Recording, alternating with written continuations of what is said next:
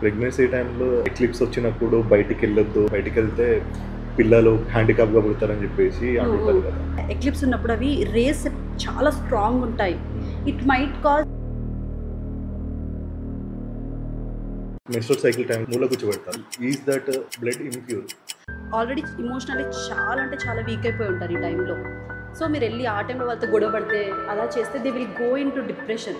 నేను విన్న అన్నిట్లో పెద్ద బుల్షిట్ మాత్రం కుంకుమపువ్వే. ఈజ్ దట్ సెక్చువల్ ఎడ్యుకేషన్ ఎలా ఇంపార్టెంట్, ఎట్లా కన్విన్స్ చేయాలి పిల్లలకి? అంటే రిప్రొడక్టివ్ సిస్టమ్ క్లాస్ రాగానే అందరు అబ్బాయిలు అమ్మాయిని చూస్తారు, అమ్మాయిలు అబ్బాయిని చూస్తారు, వాళ్ళు సిగ్గుపడతారు, వీళ్ళు సిగ్గుపడతారు. చెప్పే టీచరు అంత కాన్ఫిడెంట్ ఉన్న టీచర్ ఆ టాపిక్ వచ్చేసరికి వాళ్ళు సిగ్గుపడతారు. ఏజ్ ఆఫ్ మెన్ తగ్గిపోతుంది. ఇప్పుడు 7-8 ఇయర్స్కి కూడా వచ్చేస్తుంది. మనకు ఈవెన్ స్టడీస్లో కూడా 9 ఇయర్స్ మినిమం అంటున్నారు. 9 ఇయర్స్ తర్వాత ఎప్పుడు వచ్చినా ఇట్ ఈస్ నార్మల్. ఫీమేల్స్కి హార్మోనల్ ఇంబ్యాలెన్స్ అవి, మేల్స్కి కూడా చాలా. నేను చూసాను మేల్ ఇన్ఫర్టిలిటీ చాలా రేర్. ఇప్పుడు 10 మెంబర్స్లో 5 మెంబర్స్కి పీసీఓడి, 5 మెంబర్స్కి మేల్ ఇన్ఫర్టిలిటీ. ఈ డెలివరీ టైంలో వాళ్ళకి నార్మల్ డెలివరీ అయ్యేటప్పుడు ఆ పెయిన్ అనేది 36 బోన్స్ ఇరిగిపోతే ఎంత పెయిన్ ఉంటుందో అంత పెయిన్ ఉందని చెప్తుంటారు కదా. అంత పెయిన్ భరించాను కదా. It was worst pain of my life. నేను డిస్క్రైబ్ చేయలేను, అంత హారిబుల్ పెయిన్. అసలు డెలివరీ అవ్వగానే that happiness will be different. అన్ని పెయిన్స్ మర్చిపోతాము. మన తెలంగాణలో చూస్తుంటే ప్రైవేట్ హాస్పిటల్లో 70% సి సెక్షన్ అవుతున్నాయి కదా. నార్మల్కి సి సెక్షన్కి ప్రైజెస్ డిఫరెన్స్ వల్ల సి సెక్షన్కి అనేది ఎక్కువ పెరిగిందని చెప్పేసి అంటుంటారు కదా. కొంతమంది ఎక్కువ టెస్ట్లు రాస్తారు, డాక్టర్స్ ఆర్ కమర్షియల్. మీ జర్నీలో వాళ్ళ సిచ్యువేషన్ చూసి మీకు ఎప్పుడైనా బాధ కలిగిందా? కొన్ని సిచ్యువేషన్స్ వస్తాయి కదా, మదరా బేబీ అనుకున్నప్పుడు ఎలా అంటే మీరు మదర్ని చూస్ చేస్తాను. If mother is alive she can again conceive, baby మళ్ళీ రావచ్చు. ఈ జనరేషన్లో యావరేజ్గా ఒక ఏజ్ ఆఫ్ 14 గర్ల్స్ వాళ్ళ వర్జినిటీ కోల్పోతున్నారు. ఇంకా మీరు ఓన్లీ వర్జినిటీ అంటున్నారు. నేను 14 ఇయర్స్లో వాళ్ళ ఇంట్లో నుంచి వెళ్ళిపోయి మ్యారేజెస్ కూడా చూస్తున్నాను. Hi viewers, welcome to podcast with మనం. ఈరోజు ఈ పాడ్కాస్ట్లో డాక్టర్ కోమల్జిత్ గారితో మాట్లాడడానికి ఛాన్స్ వచ్చింది.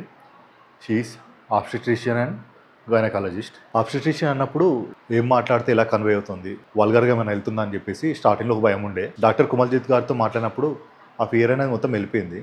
అండ్ ఈ పాడ్కాస్ట్లో సెక్సువల్ ఎడ్యుకేషన్ గురించి, ఫీమేల్స్లో వచ్చే పీసీఓడి ప్రాబ్లమ్స్ గురించి, మెన్స్ట్రువల్ సైకిల్ గురించి, మేల్స్లో వచ్చే ఇన్ఫర్టిలిటీ గురించి, and more over pregnant women ఎట్లా ఉండాలి, వాళ్ళ ఫుడ్ హ్యాబిట్స్ గురించి డిస్కస్ చేసాం.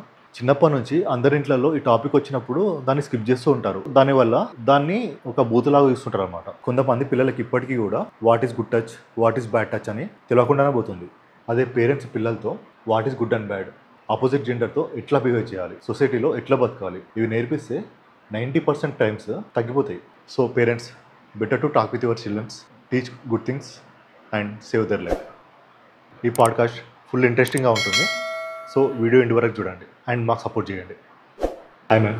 Hi, welcome to podcast with మనం తీసుకునే టాపిక్ చాలా సెన్సిబుల్ టాపిక్ కదా. ఈ గైనిక్ కానీ ఆబ్స్టెట్రిషియన్ కానీ కొంచెం వల్గారిటీ చూస్తారు కదా, అలా కాకుండా మనకి సెన్సిబుల్గా ట్రీట్ చేయాలి. మనం జనరల్గా ఇంట్లో ఈ టాపిక్ వచ్చినప్పుడు టీవీ బంద్ చేయడమో కానీ ఏదన్నా అంటే అవాయిడ్ చేస్తూ ఉంటారు టాపిక్ని. పిల్లలతో డిస్కస్ కూడా చేయరు. ఈజ్ దట్ సెక్చువల్ ఎడ్యుకేషన్ ఎలా ఇంపార్టెంట్, ఎట్లా కన్విన్స్ చేయాలి పిల్లలకి? Yes, sexual education is very very important.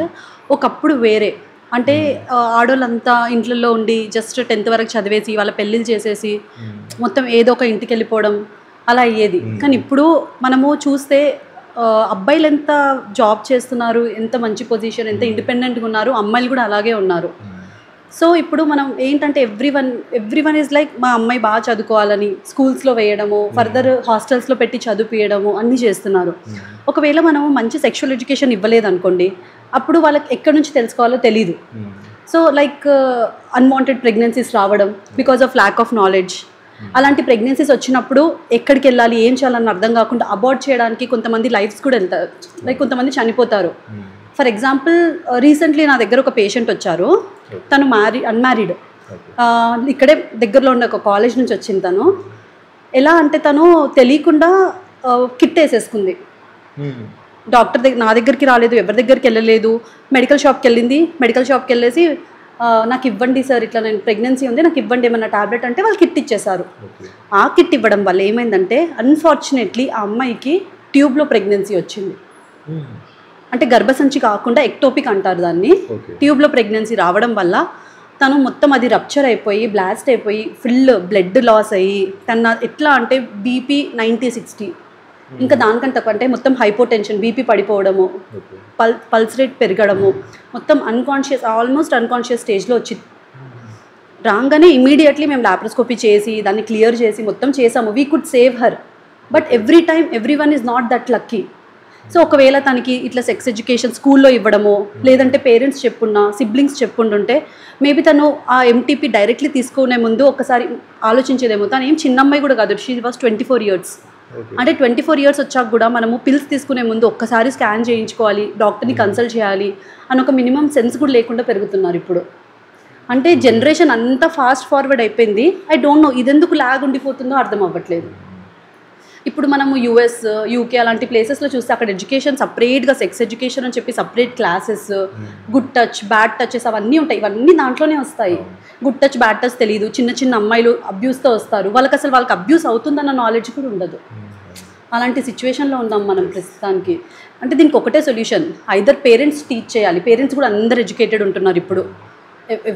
Almost education level, literacy rate చాలా పెరిగింది. అందరు ఎడ్యుకేటెడ్ ఉన్నప్పుడు వాళ్ళేంటంటే వాళ్ళే పిల్లల్ని ఇది గుడ్ టచ్, ఇది bad touch, this is sexual activity, ఇది చేయడం వల్ల ఇలాంటి కాంప్లికేషన్స్ రావచ్చు, this should not be done ఇలా. ఇప్పుడు ఏముంది, మనకు వైరల్ వీడియోస్ అవుతున్నాయి, అవి ఇవి అన్నీ ఎందుకు వాళ్ళకి తెలియదు. ఇప్పుడు once you explain them what is the process, దాని తర్వాతే కదా మీరు ఇట్లా ఎప్పుడైనా ఎవరైనా అబ్బాయిలతో మీరు ఎంగేజ్ అవుతే వీడియో తీసి మీకు బ్లాక్మెయిల్ చేసే ఛాన్సెస్. బ్లాక్మెయిల్ చేస్తే ఇంటికి వచ్చి ఎవరు చెప్పట్లేదు. ఎవ్రీవన్ ఈజ్ కమిటింగ్ సూసైడ్, ఏడ్చుకుంటూ కూర్చొని ఏదో ఒకటి అలాగే చేస్తున్నారు. కానీ ఎవరు కూడా ఇంటికి వచ్చి మమ్మీ ఇలా అయ్యింది మాతో, లేకపోతే పిఎస్కి వెళ్ళేసి పోలీస్ స్టేషన్కి వెళ్ళేసి మాతో ఇలా జరిగింది అని ఎవరు చెప్పట్లేదు. ఎందుకు? బికాస్ వాళ్ళకి మనం డిస్కస్ చేయము, ఛానల్ మార్చేస్తాము, ఇదంతే, ఇది చాలా తప్పు, దీని గురించి మాట్లాడితే కూడా సహించరు మా పేరెంట్స్ అని ఒక థాట్ ఉంది. అదే మీరే ఒకసారి this is the thing, you should not do this అంటే, మనం చిన్న ఉన్నప్పుడు కూడా పేరెంట్స్ ఎలా పుడతారు, దేవుడు ఇస్తాడు, తమ్ముడిని దేవుడు ఇచ్చాడు, అలా అంతా కాకుండా యూ డీటెయిల్గా అన్నీ చెప్పాల్సిన అవసరం లేదు. But at least tell them this is the thing, ఇలా చేయడం వల్ల మీకు ఇలాంటివి రావచ్చు, సో మీకు ఇలాంటి కాంప్లికేషన్స్ వస్తాయి, సో యూ బీ కేర్ఫుల్, ఇప్పుడే ఏమొద్దు, ఏమున్న తర్వాత అలా కొంచెం ఎక్స్ప్లెయిన్ చేసి ఎడ్యుకేట్ చేస్తే it will be very helpful. మనకు బయట ఫారిన్ కంట్రీస్లో అక్కడిక్కడ చూస్తే దే సప్లై OCPs, అంటే ఓరల్ కాంట్రాసెప్టివ్ పిల్స్ ఇస్తారు, ఇలాంటివి జరగొద్దని, అన్వాంటెడ్ ప్రెగ్నెన్సీస్ అవన్నీ, అలాంటివన్నీ కొన్ని అంటే సోషల్ సైడ్ నుంచి వాళ్ళకి అవన్నీ చాలా సపోర్ట్ ఉంటుంది, ఎడ్యుకేట్ చేసి అవన్నీ చేయడం. అవన్నీ మన దగ్గర అసలు ఇవన్నీ ఒక పెద్ద ట్యాబు. అంటే నేను బిఫోర్ మ్యారేజ్, ఆఫ్టర్ మ్యారేజ్ అని చెప్పట్లేదు, in general also it is a taboo and people are suffering. It is better we educate them. కొంచెం వాళ్ళకి చెప్పి ఇది కరెక్ట్, ఇది రాంగ్ అని చెప్తే వాళ్ళకి చాలా హెల్ప్ఫుల్ అవుతుంది అందరికీ. And this all should start from school నుంచి టీచర్సే మంచి వేలో చెప్పడము. అంత రిప్రొడక్టివ్ సిస్టమ్ క్లాస్ రాగానే అందరు అబ్బాయిలు అమ్మాయిని చూస్తారు, అమ్మాయిలు అబ్బాయిని చూస్తారు, వాళ్ళు సిగ్గుపడతారు, వీళ్ళు సిగ్గుపడతారు. చెప్పే టీచరు అంత కాన్ఫిడెంట్ ఉన్న టీచర్ ఆ టాపిక్ వచ్చేసరికి వాళ్ళు సిగ్గుపడతారు. అలా కాకుండా వాళ్ళు అక్కడే ఇట్స్ నార్మల్ అన్నట్టు. ఎందుకు ఇప్పుడు పిల్లలకి చిన్నప్పటి నుంచి ఏం తెలియదు. ఫర్ ఎగ్జాంపుల్ ఫోన్ యూజ్ ఉంది, పుట్టినప్పటి నుంచి ఊమ్లో నుంచి బయటికి రాగానే ఫోన్ అని రారు కదా వాళ్ళు. మనం వాడడం చూసి, వాళ్ళు ఏడుస్తుంటే వాళ్ళ చేతిలో పెట్టడం అవన్నీ చూసే కదా వాళ్ళు నేర్చుకునేది. సో మనం ఛానల్ చేంజ్ చేయడము, దాని గురించి డిస్కస్ చేయకపోవడము, దాని గురించి మనం మాట్లాడగానే యో అనేసరికి అందుకే కదా వాళ్ళు మనం అడగట్లేదు. సో అదేదో మనమే స్టార్ట్ చేసి మనమే మాట్లాడితే సింపుల్ కదా. దీనివల్ల అడ్వాంటేజెసే కానీ డిస్అడ్వాంటేజెస్ ఏం లేవు. అండ్ డైరెక్ట్గానే చెప్పాల్సిన అవసరం లేదు. There many methods, many ways to teach them. అవన్నీ చేస్తే సరిపోతుంది. యాక్చువల్గా మీరు ఇంతకుముందు అన్నారు కదా, పిల్స్ యూజ్ చేస్తారని చెప్పేసి, ఆఫ్టర్ ఇంటర్ కోర్స్ వాళ్ళు అన్వాంటెడ్ పిల్స్ యూజ్ చేస్తుంటారు, అది హార్మోనల్ ఇష్యూస్ కూడా వస్తుంటాయి, అది సేఫ్ అయినా అంటే దానివల్ల ఎప్పుడో ఒక్కసారి యూజ్ చేయడం వల్ల నాట్ ఎన్ ఇష్యూ. అంటే ఎప్పుడో ఒకటి కాదు, కొంతమంది రెగ్యులర్ కూడా వాళ్ళకి పిల్లలు వద్దని చెప్పేసి రెగ్యులర్ యూజ్ చేస్తుంటారు ఓసిపిస్. దానివల్ల ఏం సైడ్ ఎఫెక్ట్స్ ఉండవి. ఇవన్నీ ఏమంటారంటే టెంపరీ కాంట్రసెప్షన్స్ అనమాట. అంటే మీరు ఇది వాడేంత వరకే అవి పనిచేస్తాయి. ఒక్కసారి మీరు వాడడం ఆపేశారనుకోండి, వితిన్ 2 to 3 months మీ ఫర్టిలిటీ రేట్ కానీ మీ ముందున్న అంత రిప్రొడక్టివ్ సిస్టమ్ ఎలా ఫంక్షన్ చేస్తుందో అవన్నీ మళ్ళీ ఇట్ విల్ గెట్ రివర్సబుల్ ఇవన్నీ. సో అందుకే దీన్ని రివర్సబుల్ కాంట్రసెప్టివ్స్ అంటారు. పర్మనెంట్ కాంట్రసెప్టివ్ అని వేరే ఉంటుంది అనమాట. ఫ్యామిలీ ప్లానింగ్ ఆపరేషన్స్ అవన్నీ చేస్తాం కదా, అవన్నీ ఇర్రివర్సిబుల్, ఎప్పటికీ కూడా మనం దాన్ని రివర్స్ చేయలేము. అంటే రివర్స్ చేసినా చాలా కాంప్లికేషన్స్ ఉంటాయి, చాలా డిఫికల్టీస్ ఉంటాయి. బట్ ఇవన్నీ రివర్సబుల్ కాబట్టి we can take and stop. అంటే కాంప్లికేషన్స్ అంటే ప్రతి దానికి ఉంటాయి. ఇప్పుడు మీరు హార్మోన్ పిల్స్ వేసుకుంటున్నారంటే మీకు వెయిట్ గెయిన్ అలాంటివి ఉంటాయి. మీరు మంచి యాక్టివ్ లైఫ్ స్టైల్ మెయింటైన్ చేసి హెల్దీ ఫుడ్ తింటే దిస్ ఈజ్ ఆల్ ఫైన్, ఏం కాదు. At least having an unwanted pregnancy and going through stress emotionally and అది దానికంటే better you use this, it will be fine, ఏం అవ్వదు దానివల్ల. ఓకే. పీరియడ్స్ టైం మనకు ఏదైనా ఫంక్షన్స్ వచ్చినప్పుడు, ఏదైనా పూజలు ఉన్నప్పుడు మనం టాబ్లెట్స్ యూజ్ చేసుకుంటాం. అవి రాకుండా చిన్నప్పటి నుంచి అంటే ఇంట్లో చూస్తుంటాం కొంతమంది లేడీస్ ఫంక్షన్స్ అప్పుడు like Sunday Monday tablets use చేస్తారు కదా. సో అవి యూజ్ చేసినప్పుడు అది యాక్చువల్లీ సేఫ్ అయినా రెగ్యులర్ యూజ్ చేయడానికి it is not safe. Naturally దేవుడు మనకు ఒక సైకిల్ ఇచ్చాడు, దాన్ని మనం అప్పుడప్పుడు మ్యానిపులేట్ చేయొచ్చు. ఎవ్రీ టైం మనం మ్యానిపులేట్ చేస్తాము, 2 డేస్కి ఒకసారి 3 డేస్కి ఒకసారి మనం మ్యానిపులేట్ చేస్తామంటే అది కరెక్ట్ కాదు. సో రెగ్యులర్ యూజ్ చేయడం వల్ల మీకు ఏంటంటే హార్మోనల్ ఇంబ్యాలెన్సెస్ అయిపోయి కొంతమందికి చాలా ప్రాబ్లమ్స్ కూడా చూసాను. అంటే ఎలా అంటే ఆల్మోస్ట్ 2 మంత్స్కి ఒకసారి యూజ్ చేయడం అలా చేస్తూ ఉంటారు. అంత frequent use is not fine. అంటే ఇయర్లీ వన్స్ ఎప్పుడో చాలా ఇంపార్టెంట్ ఒకేషన్స్ ఉన్నప్పుడు అలా ఉన్నప్పుడు యూజ్ చేయడం fine, but not every day. So I don't suggest to use that Sunday Monday tablet, Regestrone అలాంటి టాబ్లెట్స్ ఎవ్రీడే యూస్ చేయడం, అంటే ఎవ్రీ టైం మంత్లీ 2 మంత్స్కి ఒకసారి యూస్ చేయడం మంచిది కాదు. దానివల్ల ఏమవుతుందంటే మీకు అబ్నార్మల్ బ్లీడింగ్ అవ్వడం, ఎప్పుడంటే అప్పుడు పీరియడ్స్ వచ్చేయడం, లేకపోతే ప్రొలాంగ్డ్ పీరియడ్స్ అవ్వడము, హెవీ మెన్సెస్ అవ్వడము, డిస్మెనోరియా అంటే పీరియడ్స్ అప్పుడు పెయిన్ రావడం, ఇలాంటివన్నీ కాంప్లికేషన్స్ వస్తాయి with very frequent use. And weight gain ఏదైతే మీరు చెప్పారు కదా, ఓసిపీస్ కాదు కానీ ఇలాంటి ఈ టాబ్లెట్స్తో వెయిట్ గెయిన్ కూడా కనిపిస్తుంది. ఎందుకంటే ఇది ప్రొజెస్ట్రాన్ మనం ఇచ్చేది, ఆ హార్మోన్ వల్ల వాటర్ రిటెన్షన్ అవుతుంది, బల్కీ బ్లోటింగ్ అవన్నీ అవుతాయి అన్నమాట. సో ఈ టాబ్లెట్ని మాత్రం అంత ఫ్రీక్వెంట్గా యూస్ చేయడం ఇట్స్ నాట్ గుడ్. ఎప్పుడో ఒక్కసారి for postponement and all is fine, but not in every cycle or once in 2 months 3 months కూడా ఐ వోంట్ సజెస్ట్ ఇట్. సరే, ఈ మెన్స్ట్రువల్ సైకిల్ టైంలో మిత్స్ ఉంటాయి కదా, లైక్ మెన్స్ట్రువల్ సైకిల్ టైంలో వాళ్ళ ఒక ఇంట్లో చూస్తుంటే వాళ్ళని ఒక మూల కూర్చోబెడతారు, వాళ్ళు ఈ దేన్ని కూడా ముట్టనియరు. ఇంట్లో కిచెన్లో కూడా వెళ్ళాను, అదే ఏదైనా ముడితే అది ఖరాబ్ అవుతుంది అని చెప్పేసి అంటుంటారు. Is that blood impure? No, అదొక మిత్. అంటే every month because of hormones ఏమవుతుందంటే మనకు మెన్సెస్కి ఎగ్జాక్ట్ ఒక 2-3 days ముందు ఈస్ట్రోజన్ ప్రొజెస్ట్రాన్ 2 హార్మోన్స్ ఉంటాయి, అవి తగ్గిపోతాయి. అది బాడీలో మొత్తం తగ్గిపోగానే యువర్ యూట్రస్ విల్ క్రై, అది బ్లీడింగ్. అంటే ఎండోమెట్రియం ఏదైతే ఫామ్ అవుతుంది మంత్ మొత్తము, అది షెడ్ అయ్యి వాళ్ళకి బ్లీడింగ్ అవుతుంది. అది మన part of the body, every month shed అవుతుంది. It's not impure. దీనికి ఒక రీజన్ ఉంది, like what I have heard or what I have seen, what I have studied. అంటే దాంట్లో ఏంటంటే ఒక జమానా నుంచి ఫీమేల్స్ ఎప్పుడు ఎవ్రీడే వర్క్ చేస్తారు, everyday. There is no Sunday, no Monday, no Tuesday, no festival, nothing. They use to work everyday. So ఏమైందంటే ఇట్లనే డైలీ వర్క్ చేస్తుంటే వాళ్ళకి పీరియడ్స్ అప్పుడు పెయిన్ రావడం అది ఇది ఉంటుంది కదా. సో ఎవరో ఒక టాలెంటెడ్ ఫీమేల్ అరే ఇట్లా చేస్తే ఒక 5 days అన్నా మనకు రెస్ట్ దొరుకుతుంది కదా, సో అది ముట్టొద్దు ఇది ముట్టొద్దు, అది చేస్తే ఇది అవుతుంది ఇది చేస్తే అది అవుతుందని షీ హ్యావ్ స్టార్టెడ్. అంటే I have heard this and I have read it somewhere randomly, I don't know exactly. But ఇలా చేయడం వల్ల 5 days అన్న రెస్ట్ దొరుకుతుంది కదా అని ఇది స్టార్ట్ చేశారు. నాట్ నో, ఎన్నో ఇయర్స్ బ్యాక్ ఇలా స్టార్ట్ అయిన ప్రాసెస్ అప్పటికి కంటిన్యూ అవుతూనే ఉంది. ఫర్ ఎగ్జాంపుల్ ప్రెగ్నెన్సీ ఉంటుందా, ప్రెగ్నెన్సీ ఉన్నప్పుడు కోకోనట్ వాటర్ తాగొద్దు, కోకోనట్ వాటర్ తాగితే బేబీకి జలుబు అవుతుంది అంటారు. ఎక్కడో లోపల ఉన్న బేబీకి ఈమె కోకోనట్ వాటర్ తాగితే పుట్టే ముందు ఎలా జలుబు అవుతుందో నాకు ఇప్పటికి అర్థం అవ్వలేదు. అంటే అది ఎలా అంటే ఇప్పుడు మనము ఎవ్రీ జనరేషన్ ఇట్లా వింటూ ఉంటారు, ఎవ్రీ సెకండ్ పర్సన్స్ ఏం చెప్తారు రీజన్స్. ప్రెగ్నెన్సీలో GERD అని ఉంటుంది, గ్యాస్ట్రోఇసోఫేజియల్ రిఫ్లక్స్ డిసీజ్.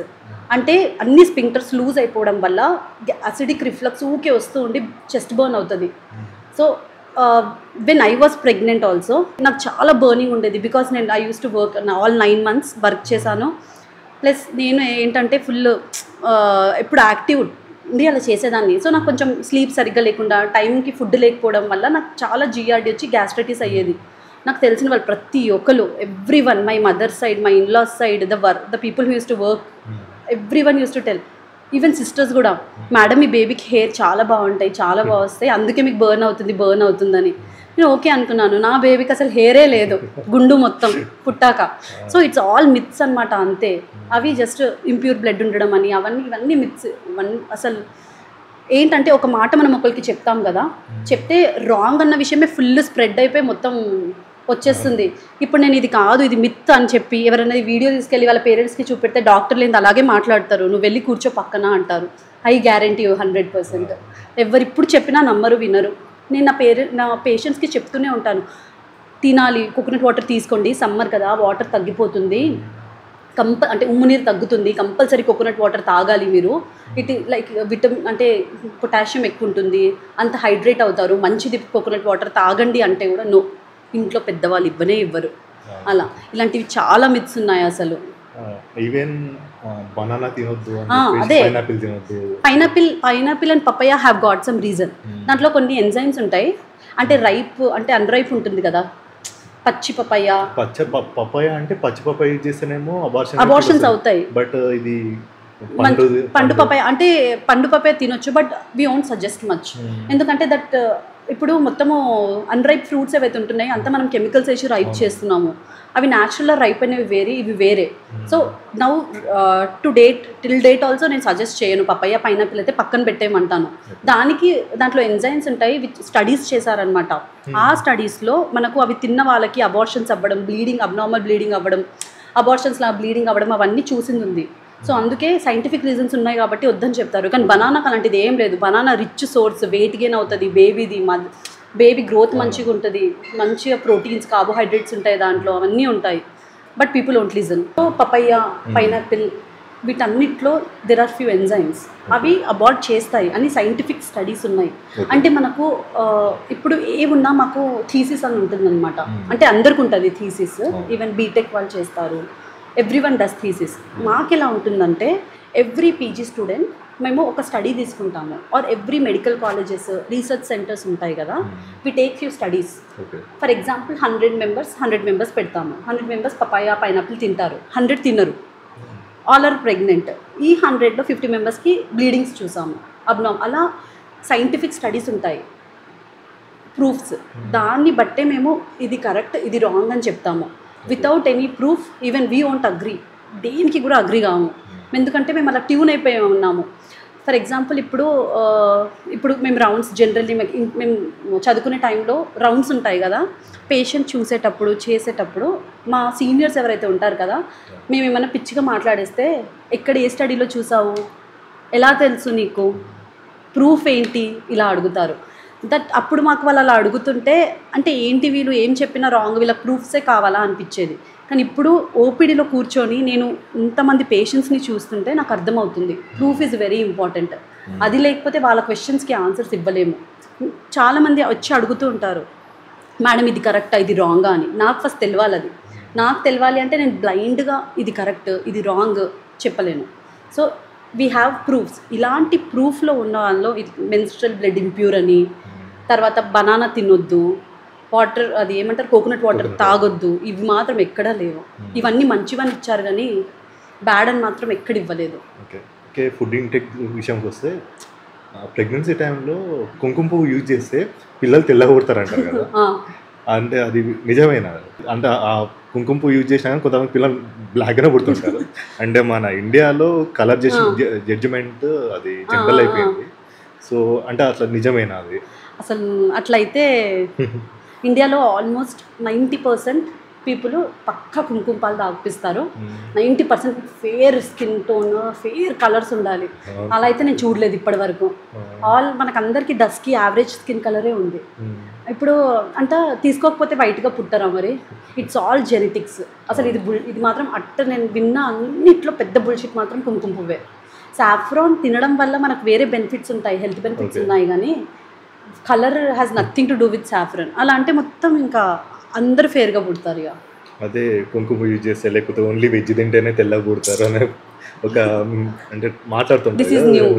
అలా ఉండదు, అలా ఏముండదు.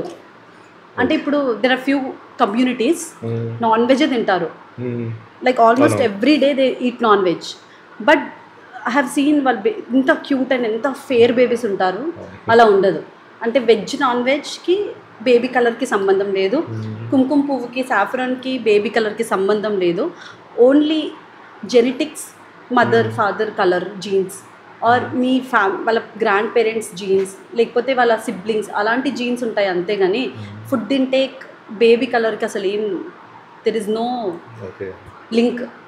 ఓకే, లైక్ అట్లనే మెన్స్ట్రల్ సైకిల్ టైంలో లైక్ పీరియడ్స్ టైంలో అంటే మూవీస్ ఇంపాక్ట్ మన పైన ఎక్కువ ఉంటుంది కదా. అంటే వాళ్ళకి పీరియడ్స్ అనగానే వాళ్ళ బాయ్ ఫ్రెండ్ హస్బెండ్ వచ్చేసి ఈ ఐస్ క్రీమ్స్ చాక్లెట్స్ పట్టుకొని వస్తారు. అది మనకి అది చూసి మనం ఏదైనా క్రేవింగ్స్ వస్తున్నాయని చెప్పేసి జనరల్ కూడా అమ్మాయిలు పీరియడ్స్ టైంలో ఐస్ క్రీమ్స్ చాక్లెట్స్ తింటారు. మనకి షుగర్స్ కన్జ్యూమ్ అనేది ఆల్రెడీ మనకి హెల్త్కి మంచి కాదు. సో ఆ టైంలో షుగర్ కన్జ్యూమ్ హెల్తీ అయినా, అందుకే అందరు లావ్ అయిపోతున్నారు. అందుకే ఒబెసిటీ ఇంత పెరిగిపోతుంది. అంటే ఇప్పుడు పిఎంఎస్ అందరికి ఉండదు. పిఎంఎస్ ప్రీ మెన్స్ట్రల్ సిండ్రోమ్ అంటారు. When I get my menses I work, అసలు ఐ మై సెల్ఫ్ నాకే గుర్తుండదు. నాకు అలా అసలు నాకేం ఫరక్ ఉండదు, నాకేం తెలియదు. అది నేను. బట్ మా ఫ్యామిలీలోనే ఐ హ్యావ్ మై ఏమంటారు వేరే వాళ్ళు siblings and all, they won't get up for 2 days కొంతమంది. సో అందరికీ ఒకేలా ఉండదు. ఇప్పుడు ఎవరన్నా వచ్చి ఇప్పుడు పిఎంఎస్ లేని వాళ్ళకి ఉన్న వాళ్ళకి కంపేర్ చేస్తే కొంతమంది ఏంటి లైక్ ఇప్పుడు నాకు ఇంత పెయిన్ వస్తుంది అది ఇది అంటే ఇంట్లో ఉన్న వాళ్ళే, ఇప్పుడు పెద్దవాళ్ళు ఉంటారు, కోడలు ఉంది, అత్తుంది, లేకపోతే మదర్ డాటర్ ఉన్నారు, నాకేం లేదు నీకెందుకు అంత ఏ నకరాలు చేస్తుంది ఇట్లా అడుగుతారు. నేను చూసాను, తీసుకొస్తాను నా దగ్గరికి మంత్లీ, తీసుకొచ్చేసి నకరాలు చేస్తుంది మేడం ఎవ్రీ మంత్, ఇదే స్కూల్ డుమ్మ కొట్టడానికి కాలేజ్, అలా ఉండదు. PMS is real. సో కానీ పిఎంఎస్ టైంలో చాక్లెట్స్ ఐస్ క్రీమ్స్ తగ్గించేయి, Drotin tablets Meftal Spas tablets వేసుకుంటేనే తగ్గుతుంది, అవన్నీ వేస్ట్. లేదంటే మీరు అట్లీస్ట్ హాట్ బ్యాగ్స్ అలాంటివి ఏమైనా పెట్టుకుంటే తగ్గుతుంది, అంతేగాని చాక్లెట్స్ ఐస్ క్రీమ్స్ దేన్ని తగ్గించేయి, దానివల్ల కొవ్వు పెరుగుతుంది అంతేగాని పీరియడ్స్ ఏం అంటే లైక్ పెయిన్ ఏం మాయం అయిపోదు. ప్యాంపరింగ్ అదంతా అంటారు కానీ అది ఎందుకు, జస్ట్ ఏంటంటే కొంచెము ఆల్రెడీ ఇమోషనల్లీ చాలా అంటే చాలా వీక్ అయిపోయి ఉంటారు ఈ టైంలో. సో మీరు వెళ్ళి ఆ టైంలో వాళ్ళతో గొడవ పడితే అలా చేస్తే they will go in to depression. ఆ టైంలో మొత్తం ఎట్లా అంటే వాళ్ళు ఏం చేస్తున్నారు, ఎందుకు గొడవ పడుతున్నారు ఏంటి వాళ్ళకి అర్థం అవ్వదు, చాలా ఇమోషనల్లీ చాలా వీక్ ఉంటారు. సో అలా అని ప్యాంపర్ చేసి మంచిగా ఉండాలి, అంతేగాని చాక్లెట్స్ ఐస్ క్రీమ్స్ పెట్టాల్సిన అవసరం ఉండదు. దానివల్ల వేస్ట్ అంటే వాళ్ళ సైడ్ ఎఫెక్ట్స్ కానీ దానివల్ల ఏం యూజ్ ఉండదు. వెయిట్ గెయిన్ అవుతుంది, వెయిట్ గెయిన్ వల్ల ఈస్ట్రోజన్ పెరుగుతుంది, పీసీఓఎస్ వస్తుంది, పీసీఓఎస్ రావడం వల్ల ఇంకా ఎక్కువ పెయిన్ అవుతుంది పీరియడ్స్ అప్పుడు, ఇదే అవుతుంది. ఇప్పటివరకు ఈ వీడియో చూస్తారు కదా, మీకు ఈ వీడియో నచ్చిందని అనుకుంటున్నా. ఒకవేళ మీకు ఈ వీడియో నచ్చితే do like, share and subscribe to our channel podcast with Manu. మీరు చేసే ఒక్కో సబ్స్క్రైబ్ మాకు చాలా బూస్టింగ్గా ఉంటుంది. And support to our channel podcast with Manu. ఇదే ఫుడ్ విషయంకి వస్తే చిన్నప్పటి నుంచి చికెన్ పెడుతుంటారు, లైక్ పాలు పెడుతుంటారు కదా, వాటి వల్ల పిల్లలకి తొందరగా మెచ్యూర్ అవుతుంది కదా. సో ఈ ఫుడ్ ఇంపాక్ట్ ఏమైనా ఉంటుందా? ఇప్పుడు మన గ్రాండ్ పేరెంట్స్ ఉన్నారా, మీ గ్రాండ్ పేరెంట్స్, మా గ్రాండ్ పేరెంట్స్, వాళ్ళు ఒక 9th 10th క్లాస్లో మెచ్యూర్ అయ్యేవాళ్ళు. వాళ్ళ మెచ్యూరిటీ ఏజ్ అది మెనార్కీ అంటారు, 13-14 ఇయర్స్, 9th 10th క్లాస్. మన జనరేషన్ వచ్చేసి at least 7th 8th class, that is 10-12 years. ఇప్పుడు యాజ్ ఎర్లీ యాజ్ అంటే 2nd 3rd క్లాస్లో కూడా మెచ్యూర్ అయిన వాళ్ళు ఉన్నారు. వాళ్ళ పేరెంట్స్ తీసుకొస్తారు, మేడం బ్లీడింగ్ అవుతుంది అంటే వాళ్ళు అసలు దే వోంట్ బిలీవ్ ఇంత తొందరగా పీరియడ్స్ వచ్చాయా మా అమ్మాయి కానీ. సో అలా ఏమంటారు, మనకు ఇప్పుడు తగ్గిపోతుంది ఏజ్ ఆఫ్ మెనార్క్ అంటారు, ఫస్ట్ టైం పీరియడ్స్ని మెనార్కే అంటారు. సో ఏజ్ ఆఫ్ మెనార్క్ తగ్గిపోతుంది, ఇప్పుడు 7-8 ఇయర్స్కి కూడా వచ్చేస్తుంది. మనకు ఈవెన్ స్టడీస్లో కూడా 9 ఇయర్స్ మినిమం అంటున్నారు మెనార్కే రావడానికి. అంటే 9 ఇయర్స్ తర్వాత ఎప్పుడు వచ్చినా ఇట్ ఈస్ నార్మల్. అంటే ఒక ఫీమేల్ 9 ఇయర్స్ అంటే 5th 6th క్లాస్లో ఉంటారు, ఆ టైంకి వచ్చినా నార్మల్ అంటున్నారు. దీనికి రీజన్స్ ఏంటంటే ఒకటి జంక్ ఫుడ్ తినడం వల్ల ఒబేసిటీ వల్ల మళ్ళీ ప్రీమెచ్యూర్ తొందరగా పీరియడ్స్ రావడం. తర్వాత ఇవి మనము వాడతాం రూమ్ ఫ్రెషనర్స్, తర్వాత హ్యాండ్ వాషెస్, సోప్స్, కాస్మెటిక్స్, ఇవన్నీ వాడతాం కదా, దాంట్లో కూడా కొన్ని ఎండోక్రైన్ డిస్టర్బింగ్ కెమికల్స్ ఉన్నాయి. అంటే ఎండోక్రైన్ డిస్టర్బింగ్ అంటే అవి ఏం చేస్తాయంటే వీక్ ఈస్ట్రోజన్ యాక్టివిటీ ఉంటుంది, వీక్ ఈస్ట్రోజన్ యాక్టివిటీ వల్ల కూడా మీకు తొందరగా పీరియడ్స్ రావడము. అండ్ నాన్ వెజ్ ఒకటే కాదు, కొన్ని ప్లేసెస్లో, నాట్ ఎవ్రీవేర్, ఏంటంటే ఆక్సిటోసిన్ అని ఒక ఇంజెక్షన్ ఉంటుంది, అది ఇచ్చి మిల్క్ ప్రొడ్యూస్ చేయడము, తర్వాత గ్రోత్ తొందర రావాలని చెప్పి హార్మోన్స్ కొన్ని ఇవ్వడము, అవన్నీ చేస్తున్నారు. అది చేయడం వల్ల, అది తినడం వల్ల, అలాంటి మిల్క్ కన్జ్యూమ్ చేయడం వల్ల అలా అవుతుంది అని అలా ఒకటి చెప్తున్నారు. But it is not confirmed at. అంటే అదే రీజన్ దీనికి అని అలా లేదు. బట్ దిస్ ఏమంటారు, మన detergents, deodorants, room fresheners, cosmetics, junk food, more screen time, ఒకటే దగ్గర ముద్దపప్పుల్లో కూర్చొని స్క్రీన్ చూడడం వల్ల స్ట్రెస్, ఆల్ దిస్. స్ట్రెస్ అంటే కూడా చిన్నప్పటి నుంచే, మా కూతురు డాక్టర్, మా కూతురు లాయర్, మా కూతురు IAS, మా కూతురు IPS, ఇదంతా ఉంది everywhere.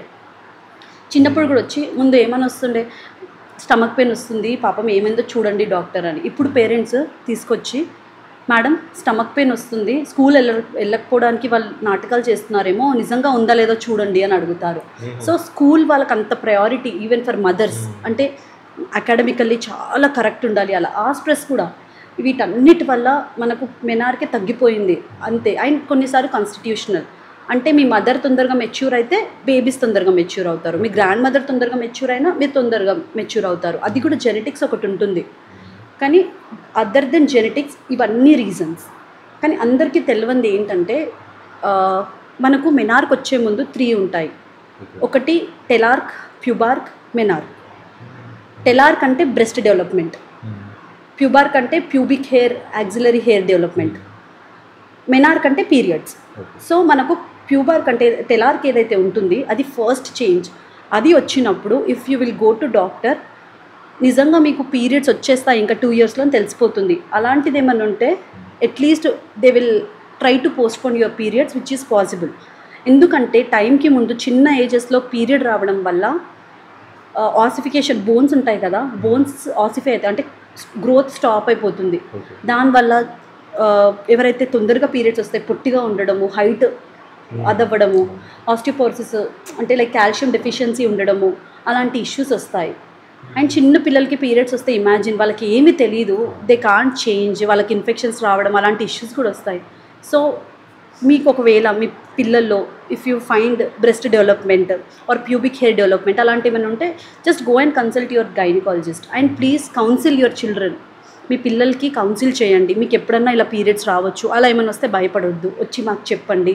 And you can start calcium supplements or calcium rich foods అలా ఏమైనా ఇవ్వడం వల్ల గ్రోత్ కొంచెం మంచిగా ఉంటుంది అంతే. సో అట్లీస్ట్ అంటే మనం దాన్ని కంప్లీట్గా అవాయిడ్ చేయలేము. సమ్ టైమ్స్ చాలా తొందరగా వస్తే we can postpone it till you attain good growth, good height, or at least mentally you will be prepared. మీ మదర్ ప్రిపేర్ అవుతారు, బేబీ ఎవరికైతే పీరియడ్స్ వస్తున్నాయి వాళ్ళు, మీరందరూ కొంచెం ప్రిపేర్డ్గా ఉండొచ్చు for this. Yes, we can postpone.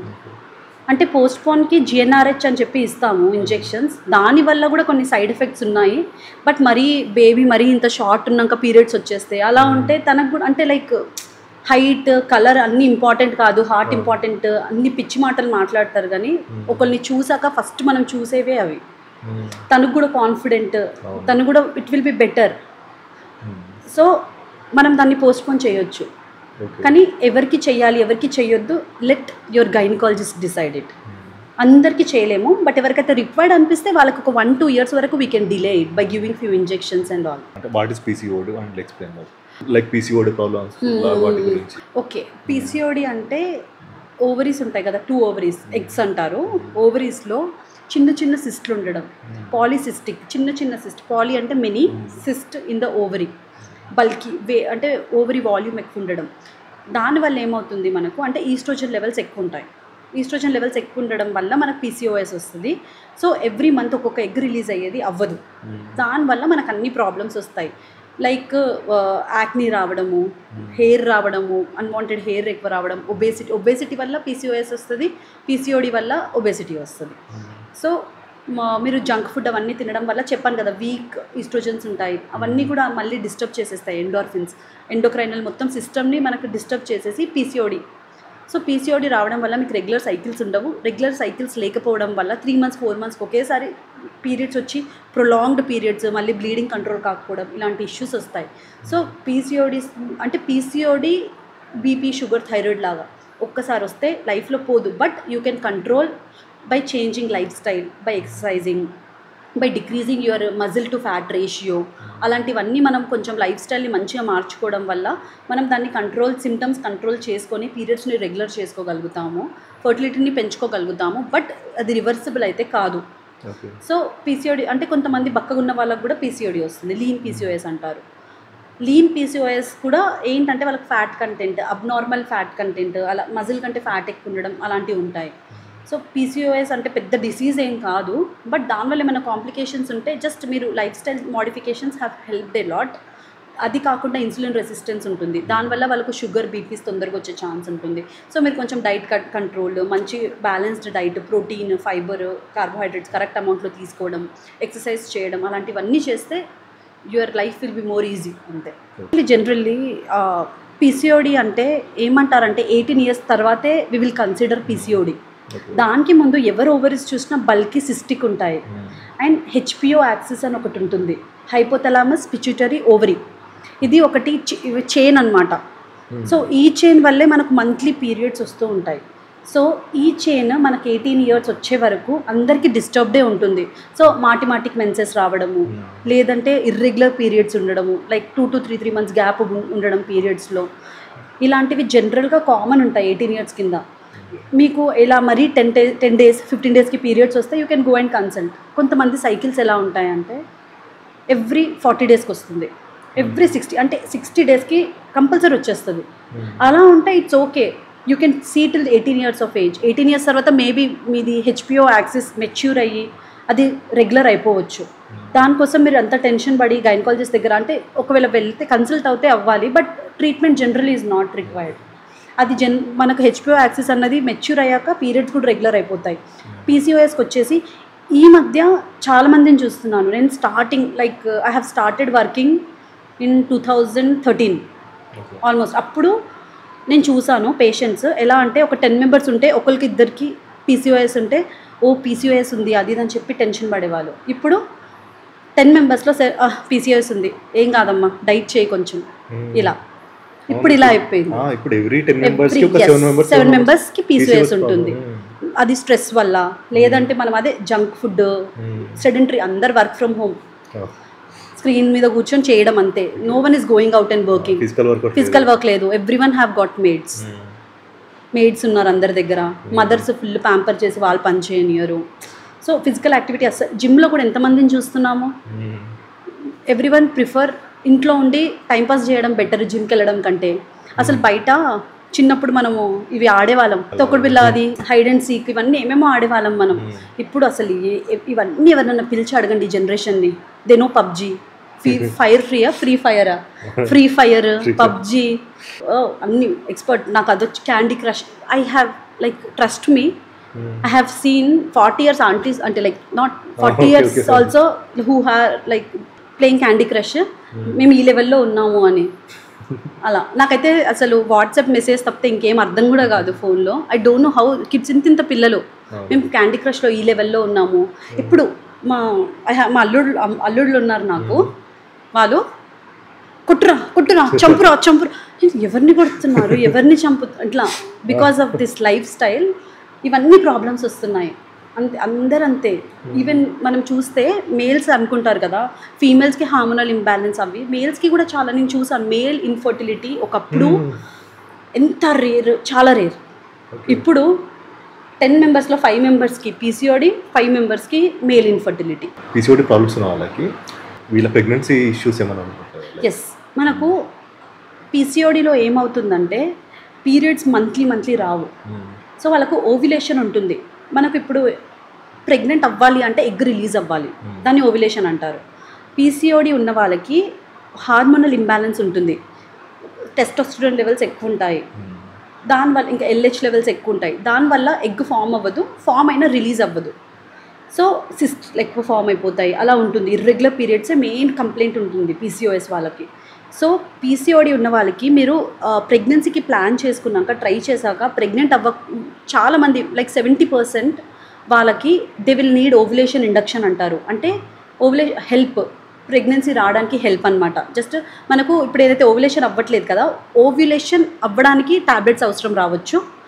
They might need follicular scans అంటారు. అంటే రెగ్యులర్గా మనకు ఫామ్ అయిందా ఎగ్, సైజ్ ఎంత ఉంది, ఏ సైజ్లో రప్చర్ అయితే రిలీజ్ అవుతుంది, ఎప్పుడు రిలీజ్ అయింది, ఇట్లా టైమ్లీ ఇంటర్కోర్స్ అంటారు. అంటే మొత్తం ప్లాన్, బాడీలో జనరల్గా జరిగే ప్రాసెస్ని మనం బయట నుంచి మెడిసిన్స్ ఇచ్చి, ఇంజెక్షన్స్ ఇచ్చి వాళ్ళకు ప్లాన్ ప్రకారం చెప్తాము. సో మ్యాక్సిమం ఎంత సివియర్ పీసీఓఎస్ ఉన్నా ఒక 3 to 6 monthsలో కన్సీవ్ అయిపోతారు. ఒకవేళ ఓవ్యులేషన్ ఇండక్షన్ అని ఒక ఏదైతే ఉంటుంది ప్రాసెస్, దాంట్లో కన్సీవ్ అవ్వకపోతే ఏఆర్టీ అంటారు. ఏఆర్టీ అంటే లైక్ ఐవీఎఫ్, ఐయుఐ ఉన్నాయా, అలాంటి వాటికి పోవాల్సిన అవసరం రావచ్చు. బట్ ఎస్, ఇన్ఫర్టిలిటీ ఇష్యూస్ ఉంటాయి, బట్ పిల్లలే పుట్టరు అన్నది మాత్రం మిత్. అది you will every like almost 95% వరకు with IVF at least they will conceive. At least IVF చేస్తున్నా కన్సీవ్ అవుతారు. 5% ఇంకా అది పీసీఓడియే కాజ్ అని చెప్పలేము, అన్నోన్ కాజెస్ అవి ఇవి చాలా ఉంటాయి ఇన్ఫర్టిలిటీలో. అది ఏమని అవ్వచ్చు. బట్ పీసీఓడిలో పిల్లలు పుట్టడానికి వాళ్ళకి డిఫికల్టీస్ వస్తాయి, బట్ ఇంపాసిబుల్ అయితే కాదు, it is possible. Okay, IVF అన్నారు కదా, ఐవీఎఫ్ అనేది మిడిల్ క్లాస్ మెన్కి అది చాలా కాస్ట్లీనే. సో ఐవీఎఫ్ అని కాకుండా వేరే ఏదైనా ఛాన్సెస్ ఉన్నాయా? అది కాకుండా అంటే ఇప్పుడు మిడిల్ క్లాసే కాదు, ఎవరికన్నా it is costly process. IVF is costly affair, I agree. First మనము ఎప్పుడు ఒక ఇన్ఫర్టైల్ వస్తే ఎవరైనా ఫర్టిలిటీ ఇష్యూతో వస్తారు, ఫస్ట్ మనం వాళ్ళని చెక్ చేస్తాము, మొత్తం కంప్లీట్ ఎవాల్యుయేట్ చేశాక మనకు 3 ఉంటాయి అన్నమాట. ఒకటి ఓవ్యులేషన్ ఇండక్షన్, సెకండ్ ఐయుఐ అంటే ఐవీఎఫ్ కంటే ఓవ్యులేషన్కి మధ్యలో.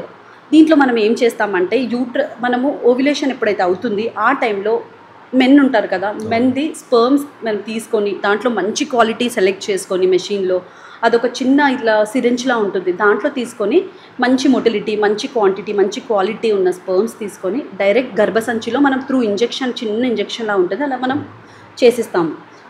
దానివల్ల ప్రెగ్నెన్సీ వచ్చేస్తుంది అనమాట. అంటే న్యాచురల్గా స్పర్మ్ క్వాలిటీ బాగాలేకపోవడం, క్వాంటిటీ బాగాలేకపోవడం వల్ల, లేదంటే స్పర్మ్ మన ఎగ్ని రీచ్ అవ్వలేకపోతుంది అన్న ఆ టైంలో మనము ఆర్టిఫిషియల్గా కొంచెం హెల్ప్ చేస్తాము. ఇది ఐవీఎఫ్కి ఓవ్యులేషన్ ఇండక్షన్కి ఉన్న మధ్యలో ఉన్న ప్రాసెస్. కానీ ఒకవేళ మీకు ఐయుఐ ఫెయిల్ అయితే ultimately will land up into IVF. ఇది కొంచెం చీప్ ఉంటుంది, అంత కాస్ట్లీ ఉండదు, దీని మెడిసిన్స్ కూడా చీపే ఉంటాయి. కానీ సక్సెస్ రేట్ ఇప్పుడు ఓవ్యులేషన్ ఇండక్షన్ అన్నాను, దానికి ఒక 10% సక్సెస్ అవుతారు. ఐయుఐ వల్ల 20-25% సక్సెస్ రేట్ ఉంటుంది.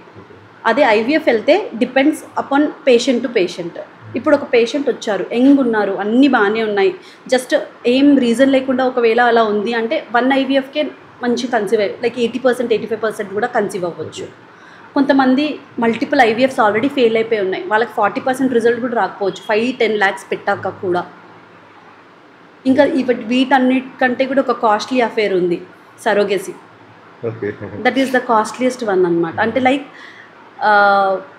లీగల్లీ ఒక వేరే ఊంలో ఎవరికైతే ఇంకా పిల్లలు పుట్టరు అని తెలుస్తుంది కదా, అలాంటి వాళ్ళకి లీగల్లీ ఒక వేరే ఫీమేల్ లైక్ ఎవరైతే వేరే ఫీమేల్ వి విల్ సెలెక్ట్, వాళ్ళ ఊంలో మనం బేబీని అది చేస్తామన్నమాట, సరోగేసీ అంటారు. మన ఇండియాలో అది legal only like surrogacy rules ఉన్నాయి, లా ఉంది సరోగేసీ లా అని, ఆ లాలో ఎన్నో ఉంటాయి. అంటే అందరికీ చేయలేము, జస్ట్ కొంతమందికి. ఇప్పుడు ఫర్ ఎగ్జాంపుల్ యూట్రస్ లేదు ఎవరికన్నా, బట్ షీ హ్యావ్ చాలా ఏజెనసిస్ అని ఇది చాలా డీప్ అనమాట గైనకాలజీ. కొంతమందికి గర్భసంచులు ఉండయి, ట్యూబ్స్ ఉండవు, కానీ ఎగ్స్ మాత్రం ఉంటాయి. That is one kind of syndrome. అలా ఎగ్స్ ఉన్న వాళ్ళకి తనకి యూట్రస్ లేదు, సో మనం ఏం చేస్తాము, తనకి పిల్లలు కావాలి, అలాంటి వాళ్ళకి వీ విల్ డూ సరోగేసీ. తన ఎగ్స్ తీసుకొని వాళ్ళ హస్బెండ్ స్పర్మ్స్ తీసుకొని ఎంబ్రియో వచ్చాక అది లీగల్లీ ఇట్ ఈస్ యాక్సెప్టబుల్. ఇలాంటివి కొన్ని సెట్ ఆఫ్ రూల్స్ ఉన్నాయి వాళ్ళకే, ప్రతి ఒక్కరికి కాదు. వీళ్ళందరూ అంటారు ఆ యాక్ట్రెస్ సరోగేసీతో అలా అంత ఈజీ కాదు ఇన్ ఇండియా, అట్లీస్ట్ ఇండియాలో అయితే అంత ఈజీ కాదు. ఒకప్పుడు లాస్ ఫర్ వెరీ అదేమంటే ఫ్రెజైల్ ఉండేవి, సో యూఎస్ నుంచి ఇక్కడికి వచ్చి అలా చేయించుకుని అలాంటివి ఉన్నాయి. కానీ ఇప్పుడు law have become very very strict. అంటే ఎవ్రీ సరోగేసీ రీజన్ ఇవ్వాలి, we're answerable to law. So అంత ఈజీ కాదు, but it is legal only to certain extent, అందరికీ కాదు. ఐవీఎఫ్ అన్నారు కదా, అంటే ఐవీఎఫ్ అంటే సో వీళ్ళకి అంటే చూసే వాళ్ళకి ఎక్స్ప్లెయిన్ చేయాలంటే వాట్ ఈస్ ఐవీఎఫ్? ఐవీఎఫ్ అంటే సింపుల్ లేమ్యాన్ లాంగ్వేజ్లో మేకింగ్ అండ్ పేస్టింగ్ అంతే. అంటే ఇప్పుడు ఎగ్ ఫీమేల్స్ ఉంటుంది, after few number of injections ఫీమేల్లో ఓవం పికప్ అని ఒక ప్రాసెస్ ఉంటుంది. అంటే టోటల్గా ఐవీఎఫ్ హ్యాస్ 3 steps. ఒకటి ovum pickup, second embryo transfer, third వచ్చేసి పాజిటివా కాదా అని తెలుసుకోవడం. ఇప్పుడు ఓవం పికప్లో ఫస్ట్ మనం ఏం చేస్తామంటే నంబర్ ఆఫ్ ఇంజెక్షన్స్ ఉంటాయి వాళ్ళకి, ఆ ఇంజెక్షన్స్ తీసుకున్నాక ఎగ్ ఒక సర్టెన్ స్టేజ్కి వచ్చాక వాట్ వి విల్ డూ, 2 needlesతో through vagina we will collect all the good eggs, అన్ని ఎగ్స్ని కలెక్ట్ చేస్తాము. చేసి దాన్ని ఏం చేస్తాము, ఇక్సీ అని ఒక ప్రాసెస్ ఉంటుంది. అంటే మేల్ స్పర్మ్ ఉంటుందా, ఒక సూపర్ మ్యాన్ స్పర్మ్ తీసుకుంటాం, అంటే అన్నిటికంటే హెల్దీ స్పర్మ్ని తీసుకొని విచ్ వి ఫీల్ మైక్రోస్కోప్లో చూసి మొత్తం రిజల్యూషన్ ఉంటుంది మైక్రోస్కోప్, దాంట్లో చూసి okay fine this is healthy sperm అనుకుంటాం, అదొకటి సెలెక్ట్ చేసుకుంటాము. ఎగ్స్ లోపలికి వదులుతాం, ఇక్సీ అంటారు దాన్ని, అంటే లోపల ఎగ్ సైటోప్లాజంలో వదులుతాము. దాని తర్వాత అవి 2 మేట్ అయ్యి బేబీ ఫామ్ అవుతాయి. ఎంబ్రియో అంటే డే 3 ఉంటుంది, డే 5 ఉంటాయి, అలా ఉంటాయి సపరేట్ డిఫరెంట్. ఇదంతా డే 5 బ్లాస్టోసిస్ట్ అంటారు. అది తీసుకొని మనం యూట్రస్ని ప్రిపేర్ చేస్తాం ఆర్టిఫిషియల్గా. అంటే మనకు జనరల్లీ ఓవ్యులేషన్ 14th డే అలా అవుతుంది కదా, అలా 14th డేలో మన యూట్రస్ ఎలా ఉంటుంది, అలా మొత్తం ఓవ్యులేట్ అయితే ఎండోమెట్రియం అంటారు, అది ఎలా ఉంది, అట్లా మొత్తం ఆర్టిఫిషియల్గా will prepare through injections and tablets యూట్రస్ని అలా ప్రిపేర్ చేసేసి మనకు ఒకటి ఓకే ఫైన్ అన్నప్పుడు మనం ఈ ఎగ్ని తీసుకెళ్ళి లోపల యూట్రస్లో పెడతాము, అది అప్పుడు అతుక్కుంటుంది. So we're making baby outside and we're pasting it inside the uterus by ఆర్టిఫిషియల్గా అన్ని మనం ఎన్విరాన్మెంట్ని ప్రిపేర్ చేసి we're pasting. So I have done my IVF training in some Gujarati sir in Ahmedabad. తను చెప్పేవాళ్ళు IVF ఇస్ నథింగ్ బనాడో చోటాడో అని, అంటే బనాదో చిప్కాదో అంతే. IVF is nothing but making pasting అంతే, ఇంకేం లేదు, సింపుల్.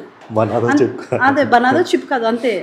స్టార్టింగ్ ఇలా కూర్చున్నాం అందరము, బనాదో చిప్కాదో వద్దున రే టెన్షన్ నైలేనేక అంటుండే, అంతే కదా చేసి. తర్వాత లేటర్ అర్థమైంది. అయితే రీసెంట్గా ఒక ఇన్స్టాగ్రామ్లో మేము చూసినాం, ఫీమేల్ బేబీ పుట్టినప్పుడు ఒక సర్టన్ నెంబర్ ఆఫ్ ఎగ్స్ అంటే ఆ నంబర్ కౌంట్ అంతే ఉంటుంది, లైక్ ఇంప్రూవ్ కాదు అని చెప్పేసి, ఇది కరెక్టేనా? ఎస్, ఇంప్రూవ్ అవ్వదు, మన జెనెటిక్సే అంత. సమ్ మిలియన్స్ ఎగ్స్ ఉంటాయి మన దగ్గర, ఆ ఎగ్స్లో కొన్ని మెచ్యూర్ అవుతాయి, దాంట్లో కొన్ని ఓవ్యులేట్ అవుతాయి. You can't change quality of egg, you can't change quantity. Sperms అన్నా మనం టాబ్లెట్స్ ఇచ్చి యాంటీ ఆక్సిడెంట్స్ ఇంజెక్షన్స్ అవన్నీ ఇస్తే మనం చేంజ్ అంటే లైక్ వీ కెన్ ఇంప్రూవ్, కానీ ఎగ్స్కి అలా ఉండదు, మనం కౌంట్ ఇంక్రీజ్ చేయలేము.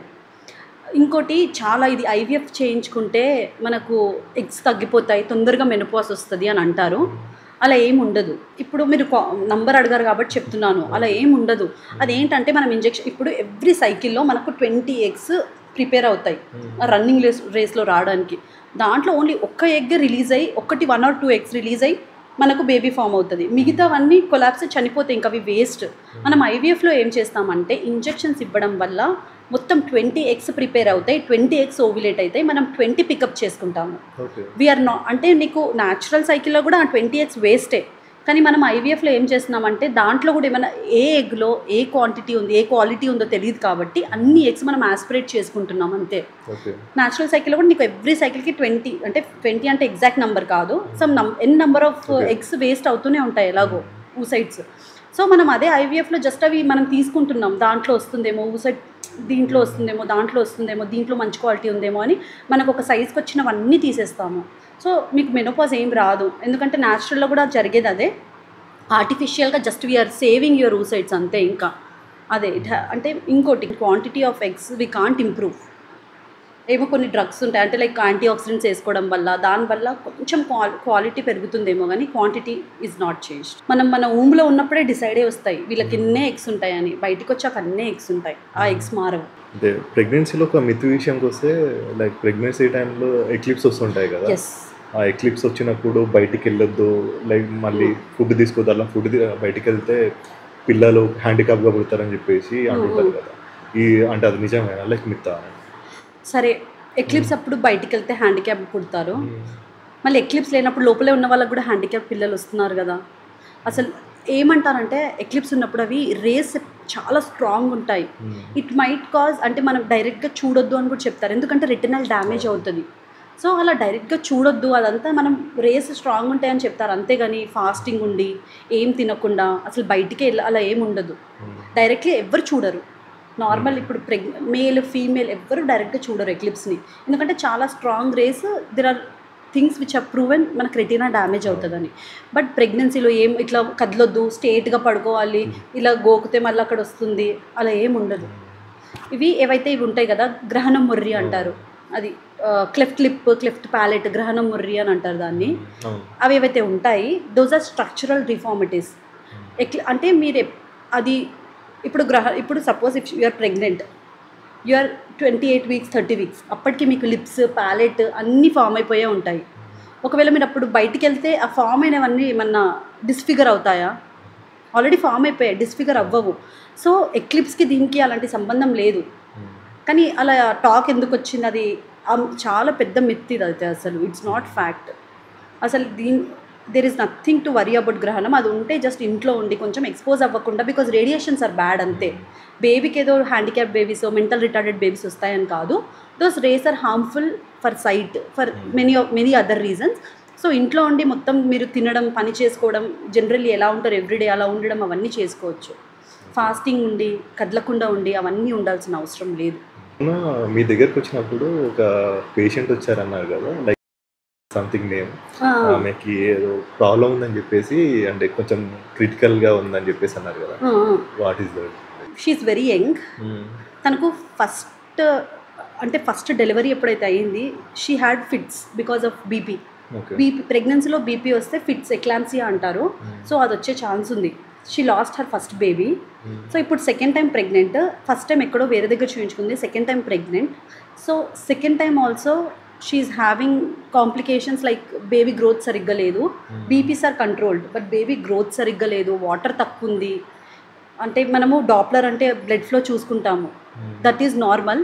బట్ తనది ఏంటంటే గ్రోత్ ఎంత ఉండాలో 8 months, తను ఇప్పుడు 8 monthsకి ఉండాల్సిన గ్రోత్ అంత లేదు. సో దట్స్ అది నేను చెప్తున్నాను. తను హై రిస్క్ కాబట్టి జాగ్రత్తగా కొంచెం 3 daysకి ఒకసారి వస్తూ ఉండండి, మనం స్కాన్స్ చేస్తూ ఉందాము అని చెప్పాను. అది మనకి ఏంటి అంటే ఒక్కొక్క పేషెంట్కి ఒక్కొక్క ప్రోటోకాల్ ఉంటుంది. నాకేంటంటే తనకు బేబీ హార్ట్ బీట్ ఆగిపోవద్దు, సెకండ్ తనకు బీపీ షూటప్ అవ్వద్దు. సో నేను తనకి ఏం సజెస్ట్ చేస్తాను, ఇంట్లో ఉన్నప్పుడు every day 3 times she will send me BP recordings. మన దగ్గర ఎలక్ట్రానిక్ మెషిన్ ఉంటుందా, దాంతో 3 times తను నాకు బీపీ రికార్డింగ్స్ పంపిస్తూ ఉంటుంది. బేబీ మూమెంట్స్ చూసుకోవాలి ఎవ్రీ డే. ఎవరికన్నా నార్మల్ ప్రెగ్నెన్సీలో బేబీ మూమెంట్స్ మినిమం 12 ఉండాలి ఇన్ 12 hours.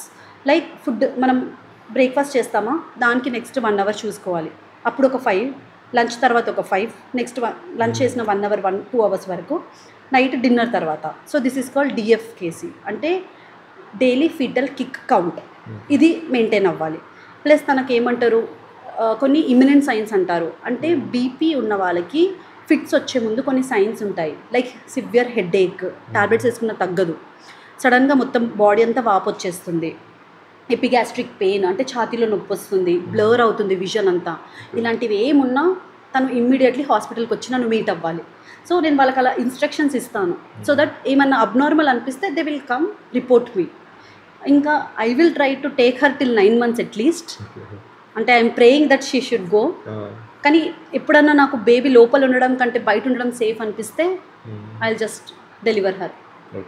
ఇలాంటి వాళ్ళకి మీరు కన్సీవ్ అయినాక కాకుండా ప్రీ కన్సెప్షనల్ ఒకటి ఉంటుంది కౌన్సిలింగ్ అని. సో మీకు ఫస్ట్ టైం ప్రెగ్నెంట్ అయినప్పుడు ఏమైనా ప్రాబ్లం వస్తే, లైక్ ఇప్పుడు ఫిట్స్ రావడం, మల్టిపుల్ అబార్షన్స్ అలాంటివి ఏమైనా ఉంటే, సెకండ్ టైం మీరు ప్రెగ్నెంట్ అయ్యే ముందే డాక్టర్ దగ్గరికి వెళ్తే కొన్ని టెస్ట్లు చేసి ఎవాల్యుయేట్ చేసి pregnancy can be more happier.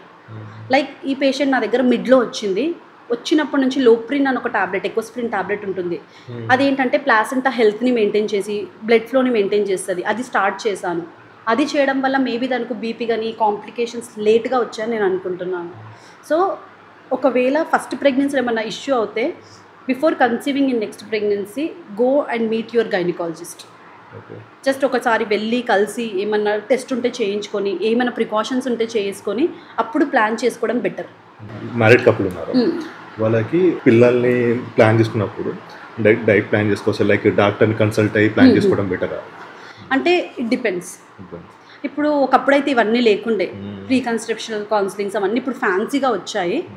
First టైమే మీరు అంటే లైక్ ఇప్పుడు ఫర్టైల్ పీరియడ్ అని ఉంటుంది, అది మీకు ఐడియా లేదు. ఎప్పుడు అంటే మనం ఎప్పుడు యాక్ట్లో ఇన్వాల్వ్ అవుతే పిల్లలు పుడతారో మనకు తెలీదు అన్నప్పుడు go ask your gynaecologist, she will help you అంతే. లేకపోతే మీకు ఏమైనా ఫర్ ఎగ్జాంపుల్ థాలిసీమియా అని బ్లడ్ డిసీజ్ ఉంటుంది, అలాంటిది, లేకపోతే జెనెటికల్లీ ట్రాన్స్మిట్ అయ్యే కొన్ని ఉంటాయన్నమాట. అంటే మీకుంటే మీ బేబీస్కి వచ్చే ఛాన్స్ ఉంటుంది. అలాంటివి ఏమైనా ఉంటే ఒకసారి వెళ్ళి కన్సల్ట్ అయ్యి ఏం చేయొచ్చు, జెనెటిక్ కౌన్సిలింగ్ లాంటివి తీసుకొని అప్పుడు ప్లాన్ చేయడం బెటర్. మీకు ఏం లేదు, you are normal, you don't feel మీకు ఏమైనా ప్రాబ్లం ఉండే ఛాన్స్ ఉందని మీకు అనిపించలేదంటే యూ కెన్ ప్లాన్. కానీ ఒకవేళ ఫస్ట్ ప్రెగ్నెన్సీలో ఏమన్నా మిషాప్ అయ్యింది, ఏమైనా ప్రాబ్లం అయ్యింది అంటే కంపల్సరీ సెకండ్ ప్రెగ్నెన్సీకి ముందు గైనకాలజిస్ట్ని కలిసి ఏమైనా టెస్ట్లు ఉంటే ఎవాల్యుయేట్ చేసి దాని తర్వాత ప్లాన్ చేసుకోవాలి. కొంతమందికి ఫస్ట్ ప్రెగ్నెన్సీలో బ్రెయిన్ ఫామ్ అవ్వదు, న్యూరల్ ట్యూబ్ డిఫెక్ట్, బ్రెయిన్ కాదు ఇది స్కల్, అనెన్సెఫలీ అంటారు, స్కల్ ఫామ్ అవ్వదు. మోస్ట్లీ అది ఫోలిక్ యాసిడ్ డెఫిషియన్సీ వల్ల అనుకుంటాం. సో నెక్స్ట్ వాళ్ళు ఒకవేళ అలా వస్తే నా దగ్గర అలాంటి పేషెంట్స్ ఎవరైనా ఉంటే నేను వాళ్ళకి చెప్తాను, మీరు నెక్స్ట్ ప్రెగ్నెన్సీ ప్లాన్ చేసుకునే 3 months ముందు నుంచి ఫోలిక్ యాసిడ్ టాబ్లెట్ వేసుకోవాలని. ఓకే, ఒకవేళ మీకు అలాంటివి ఏమైనా అయితే మీరు ఒకవేళ గైనకాలజిస్ట్ దగ్గరికి వెళ్తేనే తెలుస్తుంది. బికాస్ ఎవ్రీ టైం అందరికీ ఇది తెలిసి ఉండాలని లేదు. ఎందుకో ప్రాబ్లం ఉంది, స్కల్ ఫామ్ అవ్వలేదంట, తీసేశారు, ఇలా తెలుస్తుంది. అది ఎందుకైంది, ఎలా అయింది అందరికీ తెలీదు. Because every one is not doctor. So ఇలాంటివి ఏమైనా ఉంటే మీరు డాక్టర్ దగ్గరికి వెళ్తే అట్లీస్ట్ నెక్స్ట్ ప్రెగ్నెన్సీలో అలా అవ్వకుండా ఉండడానికి మనకు ఛాన్సెస్ ఉంటాయి. బికాజ్ అనెన్కెఫలీ ఒకవేళ మంచిగా ట్రీట్మెంట్ తీసుకొని ఫోలిక్ యాసిడ్ వేసుకుంటే ప్రివెంటబుల్. అయితే మీ ప్రొఫైల్ చూసాను అనమాట, దాంట్లో ఒక ప్రెగ్నెన్సీ ఉమెన్ని అంటే స్పాట్స్ చేపిస్తున్నారు కదా, నాకు అది చూస్తుండే మిక్స్డ్ ఫీలింగ్ వచ్చింది అనమాట. అంత ప్రెగ్నెంట్ ఉన్నప్పుడు ఇట్లా చేయడం అనేది. తర్వాత దాని గురించి చూసినప్పుడు వాళ్ళు అత్తివేస్తేనే పెల్విస్ అనేది కొంచెం ఓపెన్ అవుతుంది అని చెప్పేసి. యాంటీనేటల్ ఎక్సర్సైజ్ ఇప్పుడు వచ్చింది అవన్నీ. ఒకప్పుడు మనకు ఇవి కింద కూర్చొని ఇలా ఇలా మాప్ చేసేవాళ్ళు. ఇప్పుడు మనకి పెద్ద మాప్స్ వచ్చాయి, మొత్తం ఇట్లా స్క్వాట్ చేసి మొత్తం 9 months వరకు. ఇప్పుడు మీ మదర్, మా మదర్, ఎవరి మదర్, ఇప్పుడు ఇక్కడ ఉన్న వాళ్ళందరూ మదర్స్. ఇప్పుడు ఈ మధ్య మనం వాక్యూమ్ క్లీనర్స్ అవన్నీ వచ్చాయి. ఇంతకుముందు ఒంగి జాడు కొట్టి 9 months మొత్తం చేసేవాళ్ళు.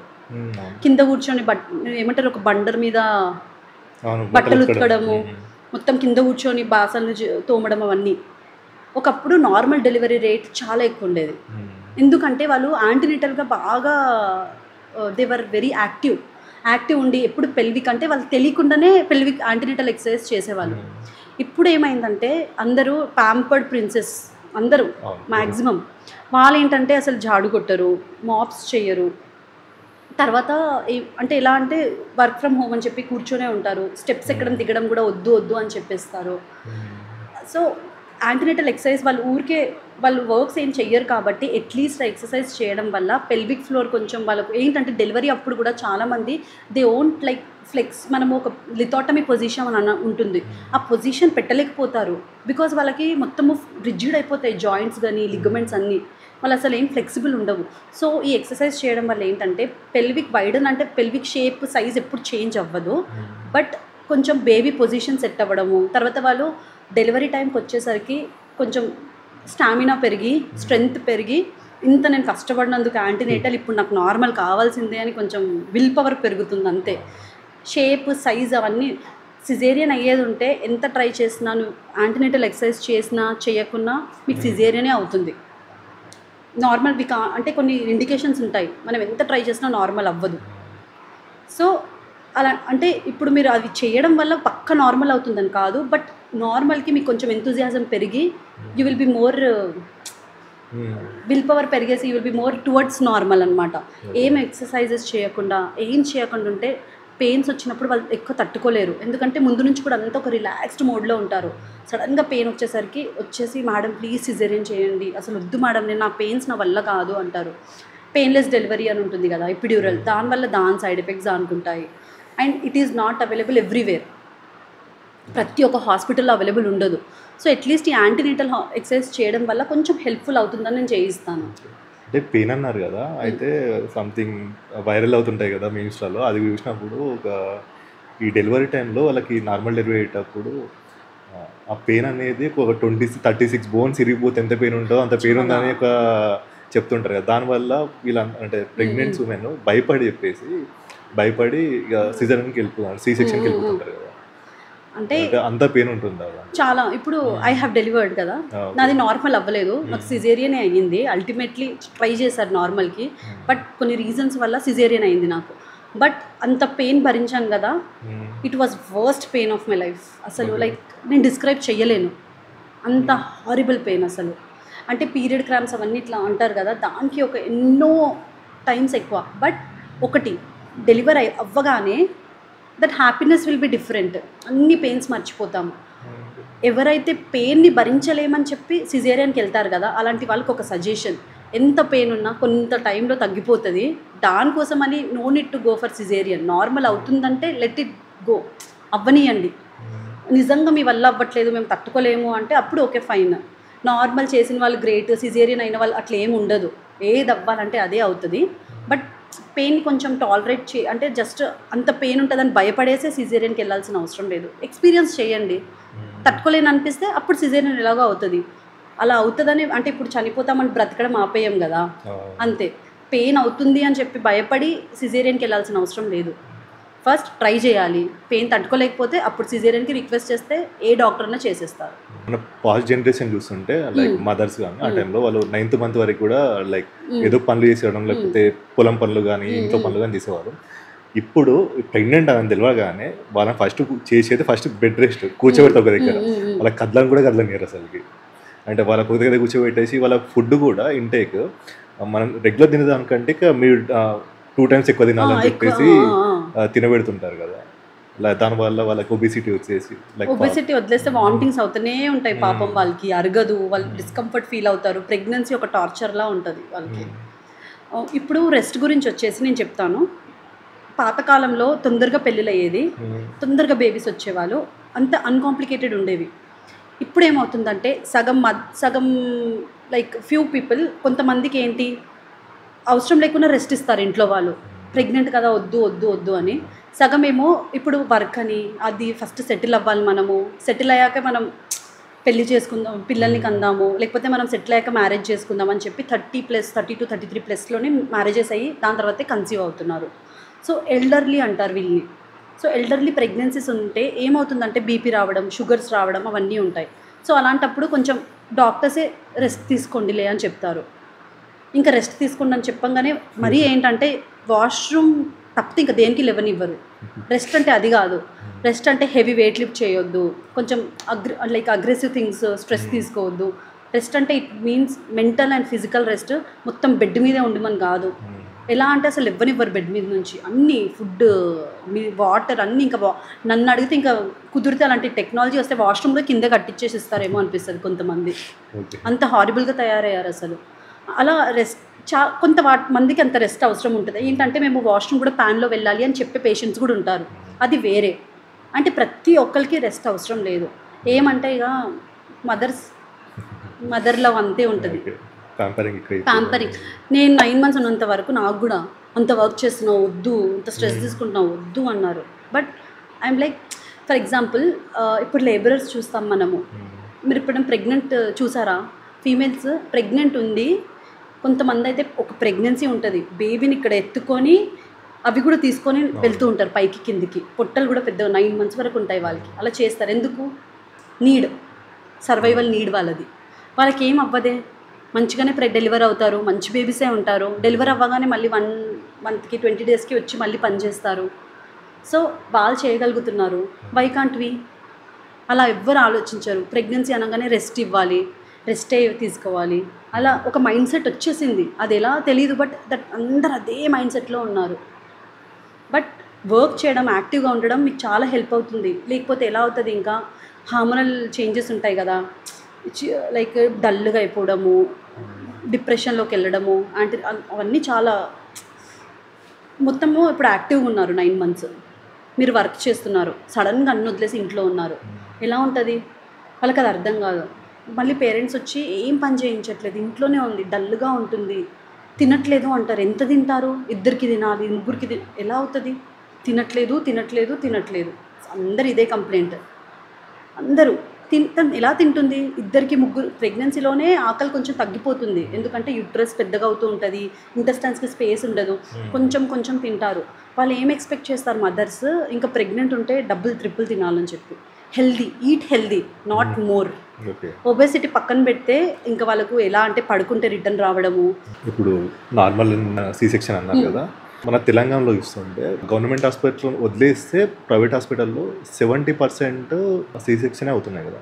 కొంతమంది ఏమనుకుంటారు అంటే ప్రైజెస్ డిఫరెన్స్, అంటే నార్మల్కి సి సెక్షన్కి ప్రైజెస్ డిఫరెన్స్ వల్ల సి సెక్షన్కి అనేది ఎక్కువ పెరిగిందని చెప్పేసి అంటుంటారు కదా, మీరేమంటారు దాని గురించి? ఇండియాలో ఉన్న అన్నిటికంటే పెద్ద మిత్ ఏంది తెలుసా? Doctors are commercial.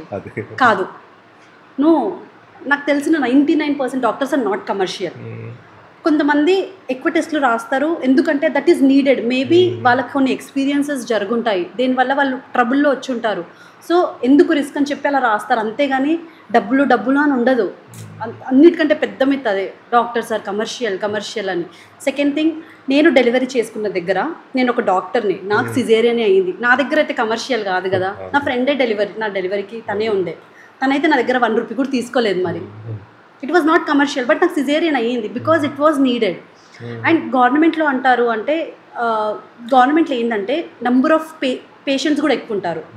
For example, మీరు 1000 మెంబర్స్ ఉన్నారు, 1000 మెంబర్స్లో 700 నార్మల్ అవుతారు, 300 సిజేరియన్ అవుతారు. సో అక్కడ నార్మల్ పర్సెంటేజ్ ఎంత? 70%, అండ్ 30% సిజేరియన్. ఓకే, అదే ప్రైవేట్ హాస్పిటల్లో 10 మెంబర్స్ ఉంటారు, 10 మెంబర్స్లో మనకు 7 సిజేరియన్స్ అవుతారు, 3 అవుతారు. అంటే మీరు నంబర్ కూడా చూసుకోండి, ఎక్కువ మందిలో ఎక్కువ నార్మల్స్, ఎక్కువ సిజేరియన్సే. కానీ పర్సంటేజ్ ఎందుకు అలా డిఫరెంట్ అవుతుందంటే, బికాజ్ అక్కడ మీకు నంబర్ ఆఫ్ పాపులేషన్ ఎక్కువ. సో అంతమందిలో మీకు పర్సంటేజ్ అంతే ఉంటుంది. అంటే మీరు ఇక్కడ వాళ్ళు అలాంటి పేషెంట్స్ ఇక్కడికి వచ్చిన నార్మలే అవుతారు, ఇక్కడికి వచ్చిన సిజేరియనే అవుతుంది. ఇంకో సెకండ్ రీజన్ సిజేరియన్స్కి, ఇప్పుడు అందరు చెప్పాను కదా ఇందాక, ఎల్డర్లీ అంటే లేట్గా మ్యారేజెస్ అయ్యి లేట్గా, సో మనకు ఏజ్ పెరుగుతున్న కొద్దీ ఫర్టిలిటీ తగ్గుతుంది. అందరు వచ్చేసి మ్యారేజ్ అయ్యాక చాలా అంటే 3 years 4 years తర్వాత కష్టంగా కన్సీవ్ అవుతున్నారు. లైక్ మనము నార్మల్కి సిజేరియన్కి కంపేర్ చేసుకుంటే, నార్మల్లో బేబీ రిస్క్ కొంచెం ఎక్కువే ఉంటుంది. లోపల పెయిన్స్ తట్టుకోలేక మోషన్స్ పోవడం, హార్ట్ బీట్ తగ్గిపోవడం, ఇంట్రాపార్టమ్ ఆస్ఫిక్సియా అంటారు. అంటే లోపల బేబీ ఉన్నప్పుడు కొంచెం ఆస్ఫిక్సియా అంటే ఊపిరి కొంచెం తక్కువ రావడం వల్ల బేబీకి ప్రాబ్లం అవ్వడము, డిస్ట్రెస్, అవన్నీ కొంచెం మనకు నార్మల్ ట్రై చేసేటప్పుడు ఎక్కువ ఉంటాయి. సో మదర్స్ కూడా ఎలాంటి మైండ్ సెట్తో వస్తున్నారంటే, ఏదేమున్నా బేబీ సేఫ్గా ఉండాలి, సిజేరియన్ అయినా పర్లేదు, మాకు కష్టంగా వచ్చిన ప్రెగ్నెన్సీ కాబట్టి ఇట్స్ బెటర్. ఇంకోటి బీపీ సివియర్ ఉంటున్నాయి, సివియర్ బీపీస్ ఉండడం వల్ల బేబీ గ్రోత్ చిన్నగా ఉండడం, చిన్న బేబీస్ ఉండడము, బ్లడ్ ఫ్లో బేబీస్కి సరిగ్గా వెళ్ళకపోవడము, ఇలాంటి కాంప్లికేషన్స్. షుగర్స్ ఉండడము, షుగర్స్ వల్ల బేబీస్ 4 kgs 4.5, మరీ 4 kgs బేబీ ఈ జనరేషన్లో కష్టం, అలా ఉండడము. ఇవన్నీ రీజన్స్ మనకు సిజేరియన్ రేట్ పెరగడానికి కూడా. కానీ డాక్టర్స్ కాస్ట్ అంటే 5,000 కోసం మరీ అలా చేస్తారని నాకు అనిపించలేదు. ఎందుకంటే ఏ హాస్పిటల్కి వెళ్ళినా నార్మల్కి సిజేరియన్కి 5,000 to 7,000 డిఫరెన్సే ఉంటుంది. That 5,000 to 7,000 difference is for drugs, అంటే like medicines which we use. Medicines ఉంటాయి, నార్మల్కి అంత మెడిసిన్స్ అవసరం ఉంటాయి, సిజేరియన్కి మెడిసిన్స్, సూచర్ మెటీరియల్స్ అవన్నీ అవసరం ఉంటాయి కాబట్టి ఆ 7,000 డిఫరెన్స్ ఉంటుంది. ఆ 7,000 కోసం ఒకళ్ళు పేరు పాటు చేసుకొని సిజేరియన్ చేయడం అలా అయితే నేను అనుకోను. సెకండ్, కొన్ని హాస్పిటల్లో సిజేరియన్స్ నార్మల్కి సేమ్ కాస్ట్ ఉంటుంది, మరి అక్కడ కూడా సిజేరియన్స్ ఎక్కువ అవుతున్నాయి అలా.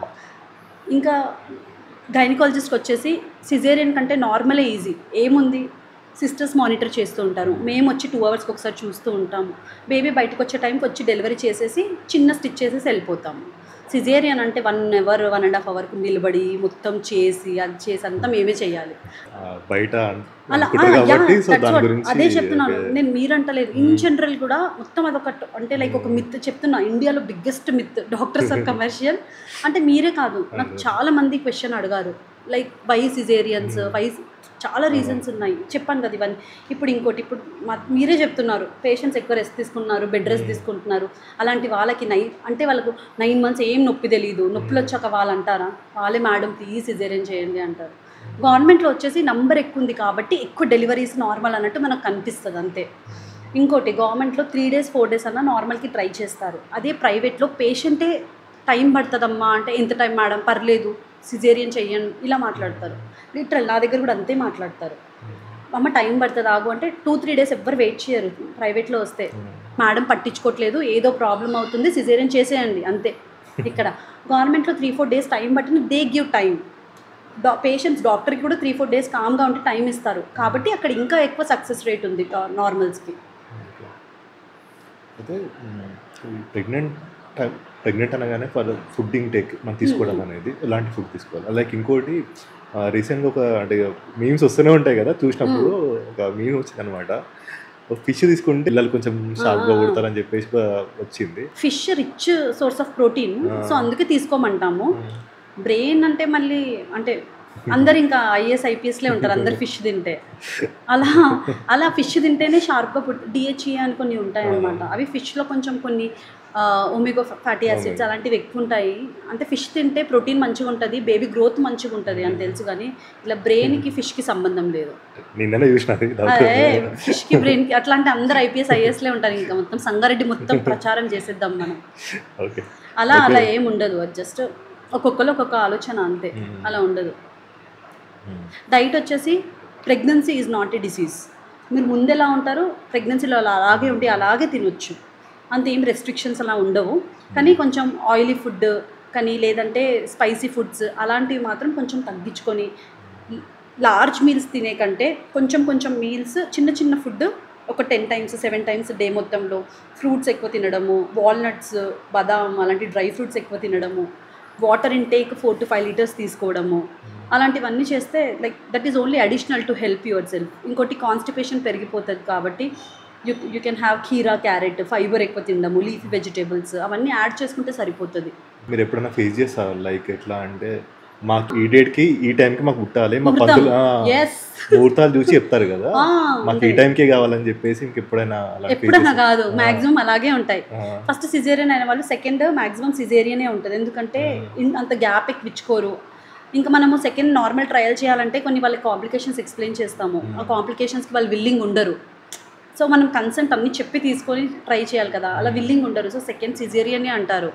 అలా ఫిక్స్ అయిన వాళ్ళు మాకు ఈ డేటే కావాలి, కొంతమంది బర్త్డేస్ అని, కొంతమంది యానివర్సరీస్ అని, కొంతమంది ఈరోజు మంచి రోజు, ఈరోజు ఇప్పుడు నేనే స్టార్ట్ చేశాను, అమ్మ నీ ఈ డేట్ నుంచి ఈ డేట్ వరకు నీకు సిజేరియన్ అవ్వాలి, మంచి డేట్ ఏమైనా ఉంటే చూసి చెప్పు, దాని ప్రకారం మనం ఫిక్స్ చేసుకుంటాం. నేనే చెప్తున్నాను, నాకు అలవాటు అయిపోయింది.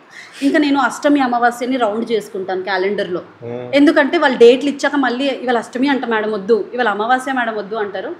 సో నేను కూడా రౌండ్ చేసుకుంటాను.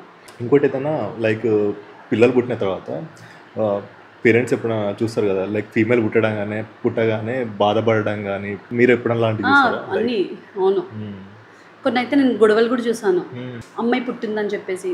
తర్వాత ఇప్పుడు ఎలా అంటే పేషెంట్స్ 3 అబ్బాయిలు ఉంటే నాకు 4th ఫీమేలే కావాలని కూడా వచ్చేవాళ్ళు ఉంటారు, 3 అమ్మాయిలు పుడితే నాకు 4th అబ్బాయే కావాలని వచ్చే వాళ్ళు కూడా ఉంటారు. అంటే ఫీమేలే వస్తే బాధపడ్డం కాదు, అప్పుడప్పుడు మేల్సే పుడితే కూడా ఆ బాయ్స్ హాస్టల్ చూసి కూడా బాధపడే ఫీమేల్స్ని చూసాను. నేను కూడా అంతే ఫేస్ చేసాను. అంటే ఆఫ్టర్ అంటే 2 brothers ఉండే, నేను ఫీమేల్ కావాలని చెప్పేసి అదే అనమాట, అంతే చూసాను. అదే అంటున్నాను, బాయ్స్ పుడితే బాధపడే వాళ్ళు కూడా చూసాను. నేను పుట్టినప్పుడు మా నాన్న మా అమ్మతో మాట్లాడాడు ఒక 15 days వరకు. నేను కూడా అదే నాకు గొడవలు కూడా అవుతాయి అసలు. ఏంటంటే అరే ఇద్దరు మేడం ఇస్ బార్ తో भी लड़की होता समझे मैडम फिर लड़का ही हुआ मैडम, చాలా ఆశతో వచ్చాం మేడం మేము, అమ్మాయి మళ్ళీ అమ్మాయి అలా మొత్తం 2 sides కూడా అంతే ఉంటుంది. అమ్మాయి పుట్టిన బాధపడే వాళ్ళని చూసాను, అబ్బాయి పుట్టిన బాధపడే వాళ్ళని చూసాను. మీ జర్నీలో వాళ్ళ సిచ్యువేషన్ చూసి మీకు ఎప్పుడైనా బాధ కలిగిందా? అమ్మో చాలా చాలా ఇలాంటి సిచ్యువేషన్ చాలా ఉంటాయి. ఫర్ ఎగ్జాంపుల్ ఒక పేషెంట్ తను అసలు కన్సీవ్ అవ్వలేదు, చాలా కష్టంగా నేను తనకి ట్రీట్మెంట్ ఇస్తే ట్విన్స్ వచ్చారు. సర్క్లాజ్ అంటే గర్భసంచి మూతికి స్టిచ్ చేస్తారనమాట, ట్విన్స్ ఉండి ఏమైనా సర్విక్స్ లెంత్ తక్కువ ఉంటే. అలా వేసాక కూడా తను ఏమంటారు 20 weeks వచ్చేసరికి తను డెలివరీ అయిపోయింది. ఆయన twins healthy babies, boy girl. మళ్ళీ దాని తర్వాత అంటే ఐ ఫెల్ట్ వెరీ బ్యాడ్. తను ఆల్మోస్ట్ ఒక 6 months to 8 months తిరిగింది నా దగ్గర. తనకు ప్రెగ్నెన్సీ రావాలని తనకంటే ఎక్కువ నేనే అనుకున్నాను, అంత I prayed for her pregnancy. అలా ఇంకా కొంతమంది లైక్ ఎంత ట్రీట్మెంట్ ఇచ్చినా అన్ఎక్స్ప్లెయిన్ కాజెస్ ఉంటాయి, ప్రెగ్నెంట్ అవ్వరు, ఐవీఎఫ్స్ కూడా ఫెయిల్ అవుతాయి. అలాంటి వాళ్ళని చాలా చూసాను. ఇంకోటి చెప్తాను నేను, కొంతమంది ఉంటారు లైక్ మదర్కి బాగుండదు, లైక్ బ్లీడింగ్ అలా. నా దగ్గర వచ్చే పేషెంట్స్ సర్జరీ చేయాల్సిన అవసరం ఉంటుంది, కంపల్సరీ సర్జరీ, పిల్లలు పట్టించుకోరు. అలాంటి కేసెస్ కూడా చూసాను నేను. ఇలాంటి సిచ్యువేషన్స్ వచ్చినప్పుడు అయితే చాలా లైక్ ఎంత హ్యూమానిటీ ఉండొద్దు అంటారు కానీ డాక్టర్స్కి generally I feel very bad. మనం అంటే అవుట్ ఆఫ్ ద వే వెళ్ళి కూడా హెల్ప్ చేయలేము కొన్నిసార్లు. చాలా ఉంటాయి ఇలాంటి సిచ్యువేషన్స్, చాలా ఉంటాయి. Complications I can handle, but ఇలాంటి సిచ్యువేషన్స్ వాళ్ళకి ఏం ఆన్సర్ ఇవ్వాలో కూడా అర్థం కాదు. కొన్ని సిచ్యువేషన్స్ వస్తాయి కదా, మదరా బేబీ అనుకున్నప్పుడు ఎలా అంటే మీరు నేనైతే మదర్ని చూస్ చేస్తాను. If mother is alive she can again conceive, baby మళ్ళీ రావచ్చు. ఒకవేళ అలా రాకపోయినా వాళ్ళు లీగల్గా వెళ్ళి అడాప్ట్ కూడా చేసుకోవచ్చు. కానీ ఒకవేళ మదర్ పోతే మాత్రం ఒక ఫ్యామిలీ డిస్ట్రాయ్ అవుతుంది, పుట్టే బేబీకి కూడా వేస్ట్. ఏం లాభం ఆ బేబీ వచ్చి, మదర్ లవ్ ఉండదు, సరిగ్గా మదర్ ఈజ్ ఇంపార్టెంట్, ఫాదర్ ఎంత ఇంపార్టెంటో mother is also equally important. నేను మాత్రం ఆల్వేస్ మదర్నే చూస్ చేస్తాను అలాంటి సిచ్యువేషన్ వస్తే. గాడ్స్ గ్రేస్ ఇప్పటి వరకు అలా రాలేదు, వస్తే మాత్రం I will choose mother definitely. ఆలోచించాను ఇంకా, no second thought, only mother fix. అలా అయితేనే నా దగ్గర ఉండండి, లేకపోతే యూ కెన్ గో అని చెప్పేస్తాను ఇంకా. అంటే ఇక టాపిక్ వచ్చేసి సెన్సిబుల్ టాపిక్ క్వశ్చన్. అంటే ఈ జనరేషన్లో అంటే లైక్ అంటే చూసే వాళ్ళకి కొంచెం వల్గర్గా అనిపించవచ్చు. ఈ జనరేషన్లో యావరేజ్గా ఒక ఏజ్ ఆఫ్ 14 గర్ల్స్ వాళ్ళ వర్జినిటీ కోల్పోతున్నారు అన్నమాట. దాని గురించి ఏం చెప్తాం ఇంకా, అంతే కాదు. అడ్వాన్స్ అయిపోతున్నారు జనరేషన్స్, మనం ఏం చెప్పినా ఆగరు వాళ్ళు. అట్లీస్ట్ వాళ్ళు కేర్ఫుల్గా ఉండి ప్రొటెక్షన్స్ తీసుకొని ప్రెగ్నెంట్ అవ్వకుండా ఉండి కొంచెం బాధపడకపోతే చాలు, అంతే. ఇంకా మీరు ఓన్లీ వర్జినిటీ అంటున్నారు, నేను 14 yearsలో వాళ్ళ ఇంట్లో నుంచి వెళ్ళిపోయి మ్యారేజెస్ కూడా చూస్తున్నాను. అది మంచి పెద్ద పెద్ద స్కూల్స్లో వాళ్ళు. నేనే షాక్ అయిపోయి వాట్ ఈస్ దిస్ అనుకుంటున్నాను. అలా అసలు పాస్కో అని ఉంటుందన్నమాట. అంటే మైనర్ గర్ల్స్ని పెళ్లి చేసుకున్నా ఇలా వెళ్ళిపోయినా కూడా కేసెస్ పడతాయి. అంత నాలెడ్జ్ కూడా లేకుండా వెళ్ళిపోతారు అంతే. మళ్ళీ అసలు నాకు అదే షాక్, వెళ్ళారు ఏం చేస్తారు, ఎక్కడ తింటారు, అసలు ఎలా బ్రతుకుతారు, అసలు వాట్ దే విల్ డూ అని నాకు నిజంగా అర్థం కాదు. ఆ ధైర్యం ఏంటి, ఏమది జనరేషన్ అంటే like I'm not telling this generation, but upbringing అని కూడా చెప్పాను నేను. బికాజ్ 4 పిల్లలు ఉంటారు, 4 వెళ్ళిపోరు, దాంట్లో ఒకళ్ళే వెళ్తారు. అది ఏంటన్నది I'm also not able to understand. But yes, this is there and they won't listen. నేను చెప్పిన వినరు, మీరు చెప్పిన వినరు, వాళ్ళ పేరెంట్స్ చెప్పిందే వినరు వాళ్ళు. బయటికి పోయినాక ఫినాన్షియల్గా అసలు ఎట్లా సర్వే అవుతారో తెలియదు నాకు. నేను అదే షాక్ అవుతాను. అసలు హౌ, అసలు వై, నాకు ఒకటి అర్థం కాదు. వాళ్ళు అంటే లైక్ వాళ్ళు వెళ్ళిపోయి కూడా ఏం చేస్తారు, ఎక్కడ ఉంటారు, అసలు ఇల్లు కూడా ఎవరిస్తారు, నాకు ఏం అర్థం కాదు అసలు. అది that is really strange. Okay, ఇంకో క్వశ్చన్ కొంచెం అంటే లైక్ చూసే వాళ్ళకి కొంచెం వల్గర్ అనిపించవచ్చు, but okay with that. After inter course like అది బేబీ డెలివరీ అయినాక కానీ విజినా అనేది కొంచెం లూజ్ అవుతుంది. సో దాన్ని మళ్ళీ స్టిచ్ చేసేసి మళ్ళీ బ్యాక్ టు పొజిషన్ తీసుకురావడానికి ట్రీట్మెంట్ ఉంటుంది అంటే ఇప్పుడు. ఎస్, అది లాక్సిసిటీ ఉంటుంది కదా generally after delivery. Normal delivery అవుతే విత్ ఇన్ లైక్ 6 months మళ్ళీ టోన్ అదంతా వచ్చేస్తుంది. ఒకటి Kegels exercise, pelvic floor exercise ఉంటాయి, అవి మీరు ఫాలో అవుతే అప్పుడు కూడా antenatal exercise also plays role here. మీ పెల్విక్ ఫ్లోర్ స్టిఫ్ అవుతుంది. సో నార్మల్ అయినా సిజేరియన్ అయినా మీకు అక్కడ ఎఫెక్ట్ అవ్వదు.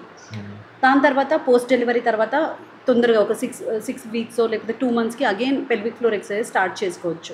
ఒకవేళ ఇవి అన్నిటితో కూడా అవ్వలేదంటే దేర్ ఆర్ లేజర్ ఆప్షన్స్ ఉన్నాయన్నమాట. దాంతో కూడా we can again regain the laxity. That is possible. చాలా మందికి ఒక క్వశ్చన్ ఉంటుంది, ఒక బేబీ పుట్టిన తర్వాత నెక్స్ట్ బేబీకి ప్లాన్ చేసుకోవడానికి సో ఎంత గ్యాప్ తీసుకోవాలి? యువర్ బాడీ రీగెయిన్ అవ్వడానికి 2 years తీసుకుంటుంది. 2 to 3 years వచ్చే వరకు ఫస్ట్ బేబీ కొంచెం అన్న మెచ్యూర్ అవుతారు. So I advise 2 to 3 years minimum gap. దానికి ముందైతే బిగ్ నో. ఎందుకంటే మీ బాడీ మళ్ళీ అంటే ఎప్పటికీ కూడా మళ్ళీ ప్రెగ్నెన్సీలో అవ్వదు, కానీ అట్లీస్ట్ కొంచెం దగ్గరలో రావడానికన్నా 2 to 3 years పడుతుంది. సో 2 to 3 years వరకు నో ప్రెగ్నెన్సీ అగైన్.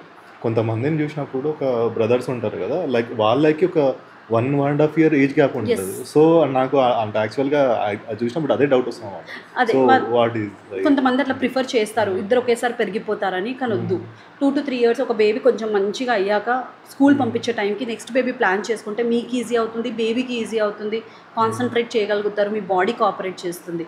అలా అని ప్రెగ్నెన్సీకి మధ్యలో తక్కువ గ్యాప్ అని చెప్పి ప్రెగ్నెంట్ అయిపోయి అబార్ట్ చేసుకోవద్దు. It's better you use some contraception. చాలా ఉంటాయి ఆప్షన్స్, ఏదో ఒక కాంట్రసెప్షన్ యూజ్ చేయడం బెటర్. ఇంతకుముందు ఫర్టిలిటీ ప్రాబ్లమ్ గర్ల్స్లోనే కాదు మేల్స్లో ఉంటుంది అన్నారు కదా. స్పర్మ్ కౌంట్ తగ్గడం అనేది మెయిన్గా లైక్ టూ మచ్ మాస్టర్బేషన్ వల్ల వస్తుందని చెప్పేసి దట్ ఈస్ ఎ మిత్. అలా ఏం లేదు, that is not an issue. ఎందుకు వస్తున్నాయి అంటే ఇష్యూస్ చెప్పాను కదా, they are one thing smoking, passive and active life style, screen times, మొత్తం ల్యాప్టాప్ పెట్టుకొని చూడడం, అందరూ ఇక్కడ పెట్టుకొని అంటే లైక్ ఆల్మోస్ట్ అలాగే చేస్తున్నారు. ప్లస్ ఏమంటారు, ఇది పెస్టిసైడ్స్ అండ్ ఆల్, బయట ఎక్కువ తిరుగుతారు, దట్ పొల్యూషన్, ఇవన్నీ reasons. Not masturbating and all, these all are the reasons for that. దానివల్ల అలా ఏం like there are no studies which have proven that thing. So but ఏంటంటే because if you're not actively smoking, you're passively smoking, alcohol in one form or other అందరు తీసుకుంటున్నారు, ఇవన్నీ reasons తగ్గడానికి. And ఇంకోటి first ఇప్పుడు ప్రెగ్నెన్సీ ఎలా అయితే లేట్గా ప్లాన్ చేస్తున్నారో మేల్స్ కూడా అలా లేట్ అవుతుంది. సో ఒకప్పుడు చెప్పేవాళ్ళు ఏజ్ పెరుగుతున్న కొద్దీ మేల్స్కి అంత ఎఫెక్ట్ ఉండదు, ఫీమేల్స్కి తగ్గుతాయి, అంటే లైక్ ఎగ్స్ అవన్నీ క్వాలిటీ అవన్నీ తగ్గుతాయి అని. What I feel male DNA కూడా క్వాలిటీ తగ్గుతుంది యాజ్ ద ఏజ్. దానివల్ల కూడా ఇన్ఫర్టిలిటీ ఇష్యూస్ వచ్చే ఛాన్సెస్ ఉంటాయి. మీ ప్రెగ్నెన్సీ టైంలో హెల్త్ ప్రాబ్లమ్స్ వచ్చినప్పుడు నార్మల్ ప్రాబ్లమ్స్ లైక్ కోల్డ్ కానీ ఫీవర్ కానీ అంటే యాంటీబయాటిక్స్ యూజ్ చేద్దాం అంటారు కదా. అంటే యాంటీబయాటిక్స్ యూజ్ చేయొద్దని కాదు, ఓవర్ ద కౌంటర్ అంటే వెళ్ళి మెడికల్ షాప్తో డైరెక్ట్లీ తీసుకోవద్దు. మీరు గైనకాలజిస్ట్ దగ్గరికి వెళ్ళండి, ప్రెగ్నెన్సీ సేఫ్ టాబ్లెట్స్ మీకు ఇస్తారు. That you can do. Direct medical shop నుంచి తీసేసుకోవద్దు. You can use there are few safe antibiotics which can be used in pregnancy, అవి తీసుకోవచ్చు, ఏం కాదు. ప్రీమేచర్ బేబీ ఉంటారు కదా, పుట్టినప్పుడు వాళ్ళకి కాంప్లికేషన్స్ వస్తాయి కదా. సో అంటే వాళ్ళకి కేర్ తీసుకోవడం అంటే వీళ్ళ గ్రోత్ అనేది కొంచెం తక్కువ ఉంటుంది కదా. So premature babies I always tell this, premature babies are fighters. వాళ్ళు ఆల్రెడీ ఊమ్లో నుంచి ఫైట్ చేసి బయటికి వచ్చారు. ప్రీమెచ్యూర్ వచ్చారంటేనే ఏదో కాంప్లికేషన్ అయ్యి ఉండో ఏదో ఒకటి అయ్యి ఉండే వస్తారు వాళ్ళు బయటికి. సో వాళ్ళు ఊమ్లో ఉన్నప్పటి నుంచే ఫైటింగ్ చేసే బయటికి వచ్చారు. సో వాళ్ళు ఫైటర్స్. ఏం లేదు, కొంచెం ఇన్ఫెక్షన్స్ రాకుండా, ఎక్కువ క్రౌడ్ ఉండకుండా, మంచిగా ఫీడింగ్ ఇచ్చి వాళ్ళ వెయిట్ పోస్ట్నేటల్ పెంచుకోవడానికి కరెక్ట్ టైంకి వ్యాక్సినేషన్స్, ప్లస్ కంగారు మదర్ కేర్ అని ఒకటి ఉంటుంది. అంటే బేబీ మదర్ అన్న ఫాదర్ బేబీని మొత్తం like touch, body to body touch పెట్టుకొని చేస్తే వాళ్ళకు కనెక్షన్ పెరుగుతుంది, వెయిట్ గెయిన్ ఎక్కువ ఉంటుంది, వామ్త్ ఉంటుంది. సో వాళ్ళకు కొంచెం బాడీ టెంపరేచర్ రెగ్యులేషన్ అంత ఈజీగా ఉండదు. సో అవన్నీ మెయింటైన్ చేసుకుంటూ ఇలాంటివి కొన్ని పాటిస్తే they will also pick up like all normal. And I have heard somewhere that premature babies have more IQ compared to the full term child అని చెప్పి విన్నాను. So like premature babies are fighters అంతే, ఇంకా they will survive, no problem. కొంచెం care ఎక్కువ extra care ఇస్తే సరిపోతుంది వాళ్ళకి. గర్భ సంస్కారం అంటారు కదా. సో అంటే మనం మదర్ చేసిన అలవాట్లని పిల్లలకి వస్తుంటాయి. లైక్ అంటే ఈ ప్రెగ్నెన్సీ టైంలో వాళ్ళు కొంచెం పీస్ఫుల్ మైండ్ తోటి లైక్ కొన్ని బుక్స్ చదువుతుంటే వాళ్ళు మంచిగా పుడతారు అని చెప్పేసి. Garbh Sanskar is not something new. దిట్ మహాభారత ఉంది కదా, ఇది ఏమంటారు, అభిమన్యుడు కురుక్షేత్రంలో వెళ్ళడం, మదర్ లోపల ఉన్నప్పుడు పొట్టలో వెళ్ళడం నేర్చుకున్నారు కానీ బయటికి రావడం నేర్చుకోలేదు అంటారు. గర్భ సంస్కార్ కూడా అంతే, అక్కడే ప్రూవ్ అయిపోయింది అది. హీ హ్యావ్ గాన్ ఇన్సైడ్, బయటికి రాలేకపోయాడు ఎందుకంటే అది బయటికి ఎలా రావాలో తెలుసుకునే ముందే డెలివర్ అయిపోయింది కాబట్టి అంతే. ఇప్పుడు అక్కడ అది చెప్పారు కదా already, that is not new, this is fact. అంటే నువ్వు బయట ఉన్నప్పుడు like what your here, what you do, how your mind is, how it is baby బయటకు వచ్చి అలాగే ఉంటుంది. అందుకే ఇప్పుడు మంచి family, loving husband, loving wife, supportive అవన్నీ ఉంటే బేబీ కూడా మంచి హెల్దీ కాన్ఫిడెంట్ అలా ఉంటుంది. When you have fights in your family, divorced like separated parents అలా ఉంటే కొంచెం మెంటల్ ఎఫెక్ట్ అవుతుంది, కాన్ఫిడెన్స్ తగ్గుండడం, లేకపోతే సోషల్లీ కొంచెం వాళ్ళు భయపడుతూ ఉండడము, లేదంటే అగ్రెసివ్ ఉండడం సోషల్లీ, ఇలాంటివన్నీ చూసాము బేబీస్లో. యూ కెన్ నో దట్, అంటే there is some problem in family అని అర్థమైపోతుంది. సో అది ఎప్పటి నుంచో తెలిసిందే మనకి, ఇది గర్భ సంస్కారాన్ని ఫ్యాన్సీ నేమ్స్ ఇవన్నీ అంతే. పాత ముందు నుంచి తెలిసిన వాళ్ళకి అన్నిటికీ ఫ్యాన్సీ నేమ్స్ ఇచ్చి కొత్తగా పాటిస్తున్నారు అంతేగాని these are all known things from before. అందుకే ఇంట్లో హనుమాన్ చాలీసా వినమని చెప్పేవాళ్ళు, లేకపోతే స్టోరీస్ చెప్పాలి, గుడ్ స్టోరీస్, మోరల్ స్టోరీస్ చెప్పేవాళ్ళు. Baby will listen, baby will react. You don't believe it, few babies when I deliver కదా, వాళ్ళు మళ్ళీ నాకు compulsory, my patients are very sweet, they will come and show me the babies. వాళ్ళు అలా వచ్చినప్పుడు నన్ను గుర్తుపడతారు, they smile, like they react to what I'm telling, they give a smile, they give their hand to me, అలా I have seen. So they will know my voice because I talk to patients a lot, like I am talking here. So they interact with me. So when baby లోపల ఉన్నప్పుడు ఇవన్నీ ఏమైనా stories అవన్నీ చెప్తే definitely వాళ్ళకు అంటే తెలుస్తుందంతా, నేర్చుకుంటారు అవి. మీకు ప్రెగ్నెంట్ ఉమెన్స్కి కానీ లైక్ గర్ల్స్కి కానీ ఏదైనా సజెషన్ ఇవ్వాలంటే? ప్రెగ్నెంట్ వాళ్ళకి ఒకటే suggestion, pregnancy is not a disease. మీరు నార్మల్ ఎలా ఉంటారో ప్రెగ్నెన్సీ కూడా అలాగే ఉండండి. ఏవో పాటించి ఏవో చేసి హెల్త్ పాడు చేసుకోవద్దు, మెంటల్ హెల్త్ మెయిన్లీ స్పాయిల్ చేయొద్దు. ఇఫ్ మీకు ఏం కాంప్లికేషన్స్ లేవు, if you are really like healthy, మీకు డాక్టర్స్ ఓకే అంటే 9 months వరకు కూడా మీరు చేసే జాబ్ కంపల్సరీ కంటిన్యూ చేసుకోండి. If your gynaecologist is telling okay, job continue చేసుకోండి. కావాలంటే పోస్ట్ డెలివరీ రెస్ట్ ఎక్కువ తీసుకోండి, కానీ యాంటీనేటల్లో రెస్ట్ అంతా అవసరం ఉండదని నేను అనుకుంటున్నా. ఇఫ్ ఏం కాంప్లికేషన్స్ లేకపోతే డైట్ సరిగ్గా తీసుకోండి, వాటర్ కంటెంట్ పెంచాలి, మంచిగా ఫుడ్ తినండి, కంపల్సరీ ఎప్పుడు డాక్టర్ పిలిస్తే ఆ చెకప్స్ మిస్ చేసుకోకుండా వెళ్ళండి. Take rest, have a peaceful delivery and peaceful pregnancy. PCOS అంటే పీసీఓఎస్ మోస్ట్లీ మనకు యంగ్ వాళ్ళకు ఎందుకు వస్తుందంటే because of lifestyle only, like junk eating, screen time, increase screen time, no physical activity, plus ఏమంటారు obesity, ఇవన్నిటి వల్ల వస్తుంది. So మీరు లైఫ్ స్టైల్ చేంజ్ చేసుకుంటే పీసీఓఎస్ అన్నది మొత్తం తగ్గిపోతుంది, ఎరాడికేట్ మళ్ళీ ఒకప్పుడులా అయిపోతుంది. సో కొంచెం లైఫ్ స్టైల్ అందరూ young girls very healthy energetic ఉంటారు, ఎంతజియాస్టిక్ ఉంటారు. జిమ్కి వెళ్ళండి, జిమ్స్ చాలా ఉన్నాయి. లేదంటే అట్లీస్ట్ ఒక గ్యాంగ్ వచ్చి జుంబా చేసుకోవడము, లేకపోతే బయట ఆడుకోవడం, ఏదో ఒకటి చేస్తే డైలీ ఒక లైక్ 30 minutes అన్న 45 minutes అన్న విగరస్ ఫిజికల్ యాక్టివిటీ ఉంటే దీన్ని మనం డెఫినెట్లీ కంట్రోల్ చేయొచ్చు. సో గర్ల్స్ అందరూ make groups, do some good physical activities, it might help every one.